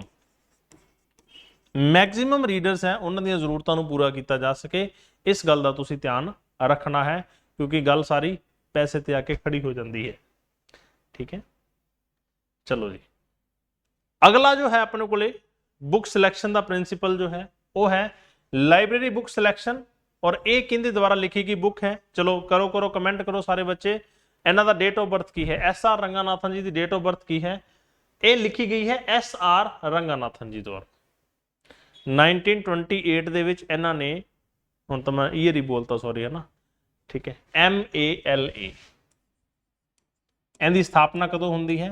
1928 दे विच हुंदी है। मैं ये तुहानूं कहना सी, हाँ जी 1892। डेथ कदों हुंदी है ये भी लिख दिओ, 12 अगस्त 1892 ਦੇ ਵਿੱਚ ਇਹਨਾਂ ਦਾ ਜਨਮ ਹੁੰਦਾ ਹੈ। ਤਾਂ ਤੁਸੀਂ ਇਹ ਦੇਖੋਗੇ ਕਿ ਜਿਹੜੀ ਆਪਾਂ ਪਿਛਲੀ ਬੁੱਕ ਪੜ੍ਹੀ ਸੀ ਉਹ 1925 ਦੇ ਵਿੱਚ ਪਬਲਿਸ਼ ਹੋਈ ਸੀ, ਇਹਨੂੰ ਉਲਟਾ ਕਰ ਦਿਓ, ਇਹ 1952 ਦੇ ਵਿੱਚ ਪਬਲੀਕੇਸ਼ਨ ਹੋਈ ਹੈ। ਇਹ ਸੈਕਿੰਡ ਐਡੀਸ਼ਨ ਹੈ ਵੈਸੇ ਤੁਹਾਡੇ ਕੋਲੇ, ਆਪਾਂ ਗੱਲ ਕਰ ਰਹੇ ਹਾਂ edition first the. The first edition of library book selection by S.R. Ranganathan appeared in 1952. Very good ਬੇਟਾ, ਮਦਰਾਸ ਲਾਇਬ੍ਰੇਰੀ ਐਸੋਸੀਏਸ਼ਨ ਨਹੀਂ, ਮਦਰਾਸ ਲਾਇਬ੍ਰੇਰੀ ਦੇ ਵਿੱਚ ਇਹ ਮਦਰਾਸ ਯੂਨੀਵਰਸਿਟੀ ਦੇ ਵਿੱਚ ਲਾਇਬ੍ਰੇਰੀਅਨ ਬਣੇ ਸੀ 1924 ਦੇ ਵਿੱਚ। ਮਦਰਾਸ ਲਾਇਬ੍ਰੇਰੀ ਐਸੋਸੀਏਸ਼ਨ ਦੀ ਸਥਾਪਨਾ 1928 ਦੇ ਵਿੱਚ ਹੋਈ ਹੈ। ਗਲਤ ਪੜਾਇਆ ਤੁਹਾਨੂੰ ਕਿਸੇ ਨੇ, ਠੀਕ ਹੈ। The book describes how the first 3 laws, ਦੇਖੋ ਬੁੱਕ ਦੇ ਵਿੱਚ ਇਹ ਵੀ ਇੰਪੋਰਟੈਂਟ ਗੱਲ ਹੈ, ਪੁੱਛਿਆ ਜਾਏਗਾ ਕਿ ਕਿੰਨੇ ਲਾਅ ਦੀ ਗੱਲ ਹੋਈ ਹੈ। ਦੇਖੋ ਇਹਨਾਂ ਨੇ 5 ਲਾਜ਼ ਆਫ ਲਾਇਬ੍ਰੇਰੀ ਸਾਇੰਸ ਦਿੱਤੇ ਸੀ, ਠੀਕ ਹੈ, 5 ਲਾਜ਼ of library science, S.R. Ranganathan ਜੀ ਦੀ ਬਾਇਓਗ੍ਰਾਫੀ ਔਰ 5 ਲਾਜ਼ of library science the video ਆਪਣੇ ਆਲਰੇਡੀ ਇਸ ਚੈਨਲ ਤੇ ਅਵੇਲੇਬਲ ਹੈ, ਤੁਸੀਂ ਜ਼ਰੂਰ ਦੇਖ ਲੈਣੀ ਹੈ ਉਸ ਚੀਜ਼ ਨੂੰ। ਔਰ ਇਹਨਾਂ ਦੇ ਵਿੱਚੋਂ ਜਿਹੜੇ ਫਸਟ 3 ਲਾਜ਼ ਆਫ ਲਾਇਬ੍ਰੇਰੀ ਸਾਇੰਸ ਹੈ ਉਹਨਾਂ ਨੂੰ ਦੱਸਿਆ ਗਿਆ ਹੈ ਕਿ ਉਹ ਕਿਵੇਂ ਫਾਰਮੂਲੇਟ ਕਰ ਸਕਦੇ ਹੈ principal of selection the document of the library, ਠੀਕ ਹੈ। ਵੈਰੀ ਗੁੱਡ ਬੇਟਾ, ਵੈਰੀ ਗੁੱਡ, ਠੀਕ ਹੈ। ਚਲੋ, ਇੱਕ 1987 ਦੇ ਵਿੱਚ ਕਿਸੇ ਬੁੱਕ ਦਾ ਐਡੀਸ਼ਨ ਆਇਆ ਹੈ ਜਿਹੜਾ ਇਹਨਾਂ ਦੀ ਡੈਥ ਤੋਂ ਬਾਅਦ ਆਇਆ ਹੈ, ਉਸ ਬੁੱਕ ਦਾ ਨਾਮ ਦੱਸ ਦਿਓ, ਠੀਕ ਹੈ। ਨਾਲ ਨਾਲ ਮੈਂ ਤੁਹਾਨੂੰ ਅਲੱਗ-ਅਲੱਗ ਕੁਐਸਚਨ ਤਿਆਰ ਕਰਵਾਉਂਦਾ ਜਾਊਂਗਾ। ਚਲੋ, ਹੁਣ ਇਹਨਾਂ ਦੇ 5 ਲਾਜ਼ ਹੈ ਜਿਹੜੇ, ਠੀਕ ਹੈ। 4th ਲਾਅ ਹੈ save the time of the reader and 5th ਹੈ ਲਾਇਬ੍ਰੇਰੀ ਆ ਮਤਲਬ ਲਿਵਿੰਗ ਆਰਗੇਨਿਜ਼ਮ ਜਾਂ ਕੀ ਉਹਨੂੰ ਬੋਲ ਦਿੰਦੇ ਆ ਗਰੋਇੰਗ ਆਰਗੇਨਿਜ਼ਮ, ਠੀਕ ਹੈ, ਗਰੋਇੰਗ ਆਰਗੇਨਿਜ਼ਮ 5th ਹੈ। ਆਪਾਂ ਗੱਲ ਕਰਾਂਗੇ ਫਸਟ 3 ਦੀ। Books are for use, books are a collection of authors ਦੇ ਥਾਟ। ਕਿਤਾਬ ਹੁੰਦੀ ਕੀ ਹੈ? ਜੋ ਉਸ ਨੂੰ ਲੇਖਕ ਲਿਖ ਰਿਹਾ ਹੈ ਉਹਦੇ ਵਿਚਾਰ ਉਸ ਕਿਤਾਬ ਦੇ ਵਿੱਚ ਹੁੰਦੇ ਹਨ। ਉਹਨੂੰ ਕੋਈ ਵੀ ਚੀਜ਼ ਪ੍ਰਭਾਵਿਤ ਕਰਦੀ ਹੈ, ਉਹਦੀ ਸੋਚ, ਉਹਦਾ ਸਮਾਂ, ਉਹਦੀ ਫਾਈਨੈਂਸ਼ੀਅਲ ਕੰਡੀਸ਼ਨ, ਉਹਦੀ ਸੋਸ਼ਲ ਕੰਡੀਸ਼ਨ, ਸਾਰੀਆਂ ਚੀਜ਼ਾਂ ਨੂੰ ਪ੍ਰਭਾਵਿਤ ਕਰ ਸਕਦੀਆਂ ਹਨ। ਲਾਇਬ੍ਰੇਰੀ ਦਾ exchange of these ideas, library ਕੀ ਹੁੰਦੀ ਹੈ? ਇਹੋ ਜਿਹੇ ਆਈਡੀਆਜ਼ ਐਕਸਚੇਂਜ ਹੁੰਦੇ। ਇੱਕ ਰਾਈਟਰ ਨੂੰ ਤੁਸੀਂ ਲੈ ਕੇ ਆਏ, ਮਤਲਬ ਉਹਦੀ ਕਿਤਾਬ ਲੈ ਕੇ ਆਉਂਦੇ ਹੋ, ਇਹਦਾ ਮਤਲਬ ਤੁਸੀਂ ਉਸ ਰਾਈਟਰ ਨੂੰ ਘਰੇ ਬੁਲਾ ਲੈਂਦੇ ਹੋ, ਰਾਈਟਰ ਤੁਹਾਡੇ ਨਾਲ ਗੱਲਾਂ ਕਰਦਾ ਹੈ, ਕਿਤਾਬ ਸ਼ਾਨਦਾਰ। Therefore such books should be selected which got maximum use, ਇਹੋ ਜਿਹੀਆਂ ਕਿਤਾਬਾਂ ਨੂੰ ਸਿਲੈਕਟ ਕਰੋ ਜਿਨ੍ਹਾਂ ਦਾ ਮੈਕਸਿਮਮ ਯੂਜ਼ ਹੋ ਸਕੇ। Books written in simple language with clear idea, ਦੇਖੋ ਦੋ ਚੀਜ਼ਾਂ ਬਹੁਤ ਜ਼ਰੂਰੀ ਹੈ, ਲੈਂਗੁਏਜ ਉਹਨਾਂ ਦੀ ਸਿੰਪਲ ਹੋਵੇ ਔਰ ਜੋ ਤੁਹਾਨੂੰ ਦੱਸਣਾ ਚਾਹ ਰਹੀ ਹੈ ਬੁੱਕ ਉਹ ਆਈਡੀਆ ਕਲੀਅਰ ਹੋਵੇ। ਕਈ ਵਾਰ ਤੁਹਾਨੂੰ ਪੜ੍ਹ ਕੇ ਹੀ ਨਹੀਂ ਪਤਾ ਲੱਗਦਾ आखिर कहना क्या चाहते हो, है ना, क्या कहना चाहते हो भाई, मतलब ਤੁਹਾਨੂੰ लैंग्वेज सिंपल ਹੋਵੇ, आइडिया क्लीयर ਹੋਵੇ। बुक्स आर फॉर यूज, ऐसे तरह ਨਾਲ बुक्स ਦੀ यूजेस ਵਧੇਗੀ, ठीक है। every reader his her book, according to the second law book selection should be done keeping in mind the needs of the reader। देखो ਜਦੋਂ ਗੱਲ ਹੋ ਰਹੀ ਹੈ ਪਹਿਲੇ ਰੀਡਰ ਦੀ, every reader, ਹਰੇਕ ਰੀਡਰ ਮਤਲਬ ਉਹ ਜੋ ਰੀਡਰ ਸਾਡੇ ਕੋਲੇ ਹੋਏਗਾ ਉਹਦੀਆਂ ਜ਼ਰੂਰਤਾਂ, ਉਹਦੇ ਟੇਸਟ, ਉਹਦੀ ਨੌਲੇਜ, ਉਹਦੀ ਐਜੂਕੇਸ਼ਨਲ ਕੁਆਲੀਫਿਕੇਸ਼ਨ ਨੂੰ ਧਿਆਨ 'ਚ ਰੱਖਦੇ ਹੋਏ ਅਸੀਂ ਬੁੱਕ ਲੈਣੀ ਹੈ, ਉਹਦੇ ਵਾਸਤੇ ਬੁੱਕ ਲੈਣੀ ਹੈ। Keeping in the mind the needs of the reader, reader ਜੋ ਸਾਡੇ ਕੋਲੇ ਪਾਠਕ ਹੈ ਉਹਦੀਆਂ ਜ਼ਰੂਰਤਾਂ ਨੂੰ ਧਿਆਨ 'ਚ ਰੱਖਦੇ ਹੋਏ ਅਸੀਂ ਇਹ ਬੁੱਕ ਲੈਣੀ ਹੈ। No book should be purchased which is rarely read, ਕੋਈ ਐਜੀ ਕਿਤਾਬ ਜਿਸ ਨੂੰ ਨਾ ਮਾਤਰ ਪੜ੍ਹਿਆ ਜਾਵੇ, ਮਤਲਬ ਉਹਦੇ ਪਾਠਕ ਬਹੁਤ ਘੱਟ ਹਨ ਜਾਂ ਨਾ ਮਾਤਰ ਹਨ, ਉਹ ਕਿਤਾਬ ਸਾਨੂੰ ਨਹੀਂ ਲੈਣੀ ਚਾਹੀਦੀ। For this readers the suggestion, ਮਤਲਬ ਜੋ ਸਾਡੇ ਕੋਲੇ ਪੜ੍ਹਨ ਆ ਰਹੇ ਹੈ ਉਹਨਾਂ ਦੀ suggestion should be given importance in the book selection, book selection ਦੇ ਵਿੱਚ ਉਸ ਰੀਡਰ ਦੀ ਸੁਜੈਸ਼ਨ ਨੂੰ ਇੰਪੋਰਟੈਂਸ ਦੇਣੀ ਚਾਹੀਦੀ ਹੈ, ਠੀਕ ਹੈ ਬੇਟਾ। ਥਰਡ ਲਾਅ ਕਿਹੜਾ ਹੈ? ਐਵਰੀ ਬੁੱਕ ਇਟਸ ਰੀਡਰ, ਇਹੋ ਜਿਹਾ ਡਾਕੂਮੈਂਟ ਲੈ ਕੇ ਆਓ ਜੋ ਰੀਡਰਸ ਨੂੰ ਅਟਰੈਕਟ ਕਰੇ। ਕਦੇ ਕਦੇ ਤੁਸੀਂ ਲਾਇਬ੍ਰੇਰੀ ਜਾਂਦੇ, ਤੁਹਾਨੂੰ ਨਹੀਂ ਪਤਾ ਹੁੰਦਾ ਕਿ ਕਿਤਾਬ ਆ ਗਈ, ਕਿਤਾਬ ਬੜੀ ਸੋਹਣੀ ਛਪੀ ਹੋਈ ਹੈ, ਅੱਗੇ ਲੱਗੀ ਹੋਈ ਹੈ ਕਿਤਾਬ, ਤੁਸੀਂ ਦੇਖ ਅਟਰੈਕਟ ਕਰਦੀ ਹੈ ਤੁਹਾਨੂੰ ਕਿਤਾਬ। ਮੰਨ ਲਓ ਬਿਲ ਗੇਟਸ ਦੀ ਨਵੀਂ ਕਿਤਾਬ ਆਈ ਔਰ ਤੁਸੀਂ ਦੇਖੋ ਪੜ੍ਹੀ ਹੈ, ਬਿਲ ਗੇਟਸ ਦੀ ਕਿਤਾਬ ਨੂੰ ਪੜ੍ਹਨਾ ਮਤਲਬ ਬਿਲ ਗੇਟਸ ਦੇ ਵਿਚਾਰਾਂ ਨੂੰ ਜਾਣਨਾ, ਸਮਝੋ। According to the third law only such book should be purchased which the reader is eager to read, ਉਹ ਹੀ ਕਿਤਾਬਾਂ ਖਰੀਦੋ ਜਦੋਂ ਉਹਨਾਂ ਨੂੰ ਪੜ੍ਹਨ ਵਾਲਾ ਉਤਸੁਕ ਹੋਵੇ, ਈਗਰ ਹੋਵੇ, ਉਹਨੂੰ ਜਨੂਨ ਹੋਵੇ ਕਿ ਮੈਨੂੰ ਇਹ ਕਿਤਾਬ ਮਿਲ ਜਾਏ, ਬਸ ਮੈਂ ਪੜ੍ਹਨੀ। If a book remains unused in the library it is like dead money, ਜੇਕਰ ਕੋਈ ਕਿਤਾਬ ਲਾਇਬ੍ਰੇਰੀ ਦੇ ਵਿੱਚ ਅਨਯੂਜ਼ਡ ਰਹਿ ਜਾਂਦੀ ਹੈ ਇਹਦਾ ਮਤਲਬ ਹੈ ਕਿ ਪੈਸਾ ਵਿਅਰਥ ਗਵਾਤਾ ਅਸੀਂ। For this the book should B selected keeping in mind the interest, language level et cetera of the reader. ਅਲੱਗ-ਅਲੱਗ ਜੋ ਸਾਡੇ ਕੋਲੇ ਰੀਡਰਸ ਹੈ ਉਹਨਾਂ ਦੇ ਟੇਸਟ, ਉਹਨਾਂ ਦੇ ਲੈਵਲ ਨੂੰ ਧਿਆਨ 'ਚ ਰੱਖਦੇ ਹੋਏ ਸਾਨੂੰ ਬੁੱਕ ਖਰੀਦਣੀ ਚਾਹੀਦੀ। ਤਾਂ ਐਸ ਆਰ ਰੰਗਾਨਾਥਨ ਜੀ ਨੇ 5 ਲਾਅ ਦਿੱਤੇ, ਜਿਨ੍ਹਾਂ ਚੋਂ ਬੁੱਕ ਸਿਲੈਕਸ਼ਨ ਦੇ ਲਈ ਸਾਡੇ ਲਈ 3 ਲਾਅ ਜਿਹੜੇ ਹੈ ਮੋਸਟ ਇੰਪੋਰਟੈਂਟ ਹੈ। ਉਹ ਫਸਟ 3 ਹੈ। 4th ਐਂਡ 5th ਲਾਅ ਕਿਹੜਾ ਹੈ ਮੈਂ ਵੈਸੇ ਤੁਹਾਨੂੰ ਹੁਣੇ ਦੱਸਿਆ ਹੈ, ਇੱਕ ਵਾਰੀ ਤੁਸੀਂ ਵੀ ਲਿਖ ਦਿਓ। ਚਲੋ ਜੀ, ਨੈਕਸਟ ਆਪਾਂ ਬੁੱਕ ਸਿਲੈਕਸ਼ਨ ਦੀ ਗੱਲ ਕਰਾਂਗੇ। ਦੇਖੋ ਇਹ 5th ਹੈ ਤੁਹਾਡੇ ਕੋਲੇ, ਠੀਕ ਹੈ, ਇਹ 5th ਹੈ ਤੁਹਾਡੇ ਕੋਲੇ। ਲਿਵਿੰਗ ਵਿਦ ਬੁੱਕਸ, ਕਿਤਾਬਾਂ ਦੇ ਨਾਲ ਜੀਓ। ਦੇਖੋ ਕਿੰਨਾ ਸੋਹਣਾ ਕਵਰ ਹੈ। ਜਿਹੜੇ ਬੱਚੇ ਨੂੰ ਕਵਰ ਸੋਹਣਾ ਲੱਗਿਆ ਹੈ ਇੱਕ ਵਾਰੀ ਯੈਸ ਸਰ ਲਿਖੋ, ਮੈਨੂੰ ਪਤਾ ਤਾਂ ਲੱਗੇ ਵੀ ਮੇਰੀ ਮਿਹਨਤ ਤੁਹਾਨੂੰ ਅੱਛੀ ਲੱਗੀ ਹੈ ਕਿ ਨਹੀਂ ਲੱਗੀ ਹੈ।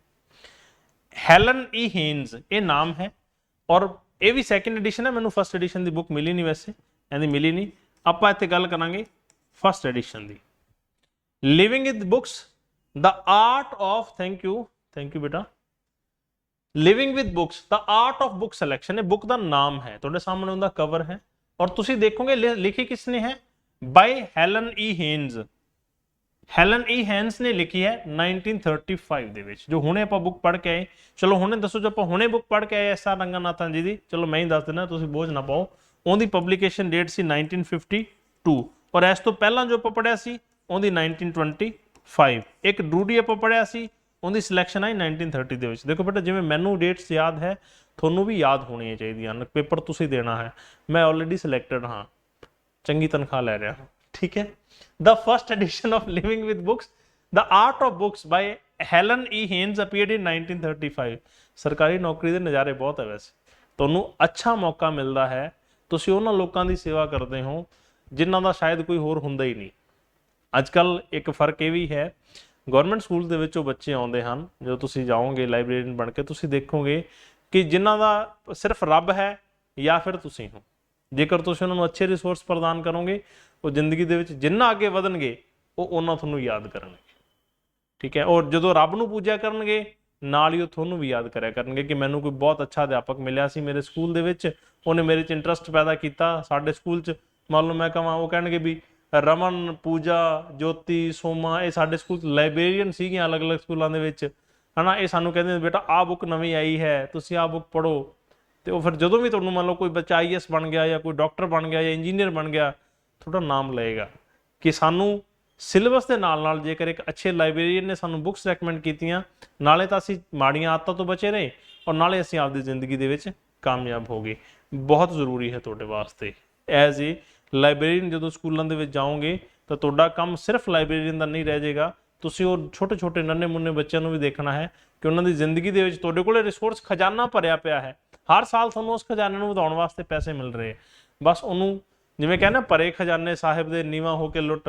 ਬਸ ਤੁਸੀਂ ਬੱਚਿਆਂ ਨੂੰ ਇਹ ਸਿਖਾਉਣਾ ਹੈ ਕਿ ਤੁਸੀਂ ਨਿਮਰਤਾ ਸਹਿਤ ਆਓ, ਲੁੱਟ ਕੇ ਲੈ ਜਾਓ, ਬਸ ਪੜ੍ਹੋ, ਬਸ ਜਿੰਨਾ ਪੜ੍ਹ ਸਕਦੇ ਹੋ, ਠੀਕ ਹੈ। ਆਪਾਂ ਸਰਕੂਲੇਸ਼ਨ ਸੈਕਸ਼ਨ ਪੜਾਂਗੇ, ਉਹਦੇ ਚ ਮੈਂ ਤੁਹਾਨੂੰ ਇਹ ਜਾਣਕਾਰੀ ਸਾਰੀ ਦੇਵਾਂਗਾ। The first edition of the Living with Books, The Art of Book Selection by Helen E. Haynes appeared in 1935. It was one of the first true textbook aimed at training the librarian in the art of book selection. Second edition 1950 ਦੇ ਵਿੱਚ ਆਇਆ। ਜਿਸ edition ਦੀ ਆਪਾਂ ਗੱਲ ਕਰ ਰਹੇ ਹਾਂ ਉਹ ਆਪਣੇ ਕੋਲੇ 1950 ਦਾ ਐਡੀਸ਼ਨ ਹੈ। ਫਸਟ ਆਇਆ ਹੈ 1935 ਦੇ ਵਿੱਚ, ਸੌਰੀ ਹਾਂ 1935 ਦੇ ਵਿੱਚ ਆਇਆ ਹੈ। ਦੂਸਰਾ ਆਇਆ 1950 ਦੇ ਵਿੱਚ। ਇਹ ਉਹ ਕਿਤਾਬ ਹੈ ਜਿਸ ਨੂੰ ਇੱਕ ਟਰੂ ਟੈਕਸਟ ਮੰਨਿਆ ਜਾਂਦਾ ਹੈ ਲਾਇਬ੍ਰੇਰੀਅਨ ਨੂੰ ਟ੍ਰੇਨ ਕਰਨ ਵਾਸਤੇ, ਵੀ ਤੁਹਾਡੀ ਅੱਛੀ ਕਿਤਾਬ ਦੀ ਚੋਣ ਤੁਸੀਂ ਕਿਵੇਂ ਕਰਨੀ ਹੈ, ਠੀਕ ਹੈ। ਚਲੋ ਹਾਲੇ ਮੁੱਕਿਆ ਨਹੀਂ, ਮਤਲਬ ਤੁਹਾਡਾ ਲੈਕਚਰ ਜੋ ਹੈ ਇਹ ਟੂ ਬੀ ਕੰਟੀਨਿਊਡ ਹੈ। ਇੱਕ ਦਿਨ ਛੱਡ ਕੇ ਆਪਣੀ ਅਗਲੀ ਕਲਾਸ ਰਹੇਗੀ, ਠੀਕ ਹੈ। ਤਾਂ ਆਪਾਂ ਅਗਲੀ ਕਲਾਸ ਦੇ ਵਿੱਚ MCQs ਦੇ ਨਾਲ ਜੋ ਆਪਣਾ ਬਾਕੀ ਸਿਸਟਮ ਰਹਿ ਗਿਆ, MCQs ਕਿਸ ਤਰੀਕੇ ਦੇ ਆਉਣਗੇ, ਕਿਸ ਤਰੀਕੇ ਦੇ ਪੇਪਰ ਦੇ ਵਿੱਚ ਕੁਐਸਚਨ ਆਏ ਹੋਏ ਹੈ, ਠੀਕ ਹੈ, ਉਹ ਤੁਹਾਨੂੰ ਆਪਾਂ ਅਗਲੀ ਕਲਾਸ ਦੇ ਵਿੱਚ ਕਰਾਵਾਂਗੇ। ਅੱਜ ਵਾਲੀ ਕਲਾਸ ਤੁਹਾਨੂੰ ਕਿਵੇਂ ਲੱਗੀ, ਔਰ ਤੁਸੀਂ ਇਹਨੂੰ ਨੋਟਬੁੱਕ ਲੈ ਕੇ ਰਿਵਾਈਜ਼ ਜ਼ਰੂਰ ਕਰਨਾ ਹੈ, ਪੜ੍ਹਨਾ ਜ਼ਰੂਰ ਹੈ। ਜੇਕਰ ਕੋਈ ਸੁਜੈਸ਼ਨ ਹੋਵੇ ਤਾਂ ਤੁਹਾਡੇ ਸਾਰਿਆਂ ਕੋਲੇ ਇੱਕ ਨੰਬਰ ਹੈ ਜੋ ਤੁਹਾਨੂੰ ਇੱਥੇ ਵੀ ਦਿਖਾਈ ਦੇ ਰਿਹਾ ਹੈ, ਠੀਕ ਹੈ। ਮੈਂ ਇੱਥੇ ਵੀ ਲਿਖ ਦਿੰਦਾ ਹਾਂ, ਇੱਕੋ ਇੱਕ ਆਫੀਸ਼ੀਅਲ ਨੰਬਰ ਹੈ 8288 76200, ਠੀਕ ਹੈ। ਇਸ ਤੇ ਤੁਸੀਂ ਜੋ ਵੀ ਆਪਣੀ ਸਲਾਹ ਹੈ, ਜੋ ਵੀ ਪ੍ਰੋਬਲਮ ਹੈ, ਤੁਸੀਂ ਮੈਸੇਜ ਜ਼ਰੂਰ ਕਰਨਾ ਹੈ, ਠੀਕ ਹੈ। ਅੱਜ ਦੀ ਕਲਾਸ ਦੇ ਵਿੱਚ ਇੰਨਾ ਹੀ। ਟੈਲੀਗ੍ਰਾਮ ਚੈਨਲ ਤੁਸੀਂ ਜ਼ਰੂਰ ਜੁਆਇਨ ਕਰ ਹੀ ਰੱਖਿਆ ਹੋਏਗਾ, ਜੇਕਰ ਨਹੀਂ ਕੀਤਾ ਤਾਂ ਕਰ ਜ਼ਰੂਰ ਲੈਣਾ ਹੈ। ਥੈਂਕ ਯੂ ਪੂਜਾ, ਠੀਕ ਹੈ। ਬਾਕੀ ਬੱਚਿਆਂ ਨੇ ਵੀ ਆਪਣਾ ਰਿਵਿਊ ਜ਼ਰੂਰ ਦੇਣਾ ਹੈ, ਔਰ ਇਸ ਕਲਾਸ ਨੂੰ ਤੁਸੀਂ, ਤੁਹਾਡੇ ਕੋਲੇ ਐਪ ਦੇ ਵਿੱਚ ਕਲਾਸ ਰਹੇਗੀ ਅਵੇਲੇਬਲ, ਇੱਕ ਵਾਰੀ ਫਿਰ ਦੇਖ ਲੈਣਾ ਹੈ। ਨੋਟਸ ਮੇਰੇ ਨਾਲ ਤੁਸੀਂ ਜ਼ਰੂਰ ਬਣਾਉਂਦੇ ਜਾਈਓ। ਇੱਕ ਵਾਰੀ ਮਿਹਨਤ ਮੇਰੇ ਨਾਲ ਕਰ ਲਓ 2 ਮਹੀਨੇ ਦੀ। ਔਰ ਆਪਣਾ ਤੁਹਾਡੇ ਨਾਲ ਇੱਕ ਵਾਅਦਾ ਹੈ। ਵਾਅਦਾ ਕੀ ਹੈ? ਵਾਅਦਾ ਬੇਟਾ ਸਿੱਧਾ ਹੈ ਕਿ ਸਾਡਾ ਸਾਥ ਕਿੱਥੋਂ ਤੱਕ ਰਹੇਗਾ? ਸਾਥ ਰਹੇਗਾ ਬੇਟਾ ਸਿਲੈਕਸ਼ਨ ਤੱਕ। ਸਟ੍ਰੈਸ ਨਹੀਂ ਲੈਣੀ ਕਿਸੇ ਵੀ ਚੀਜ਼ ਦੀ, ਠੀਕ ਹੈ। ਸਾਥ ਤੁਹਾਡਾ ਰਹੇਗਾ ਆਪਣਾ ਸਿਲੈਕਸ਼ਨ ਤੱਕ। ਤਾਂ ਅੱਜ ਦੀ ਕਲਾਸ ਦੇ ਵਿੱਚ ਇੰਨਾ ਹੀ। Thank you Raman, thank you so much. ਮਿਲਦੇ ਹਾਂ ਅਗਲੀ ਕਲਾਸ ਦੇ ਵਿੱਚ। ਆਪਣੇ ਐਨਰੋਲ ਗਰੁੱਪ ਦੇ ਵਿੱਚ ਉਹਨਾਂ ਦਾ ਨੋਟੀਫਿਕੇਸ਼ਨ ਮਿਲ ਜਾਏਗਾ। ਥੋੜੀ ਬਹੁਤ ਟੈਕਨੀਕਲ ਇਸ਼ੂਜ਼ ਕਰਕੇ ਦਿੱਕਤ ਆਈ, ਉਹਦੇ ਲਈ ਸੌਰੀ ਫੀਲ ਕਰਦੇ। ਥੈਂਕ ਯੂ ਸੋ ਮਚ ਬੇਟਾ।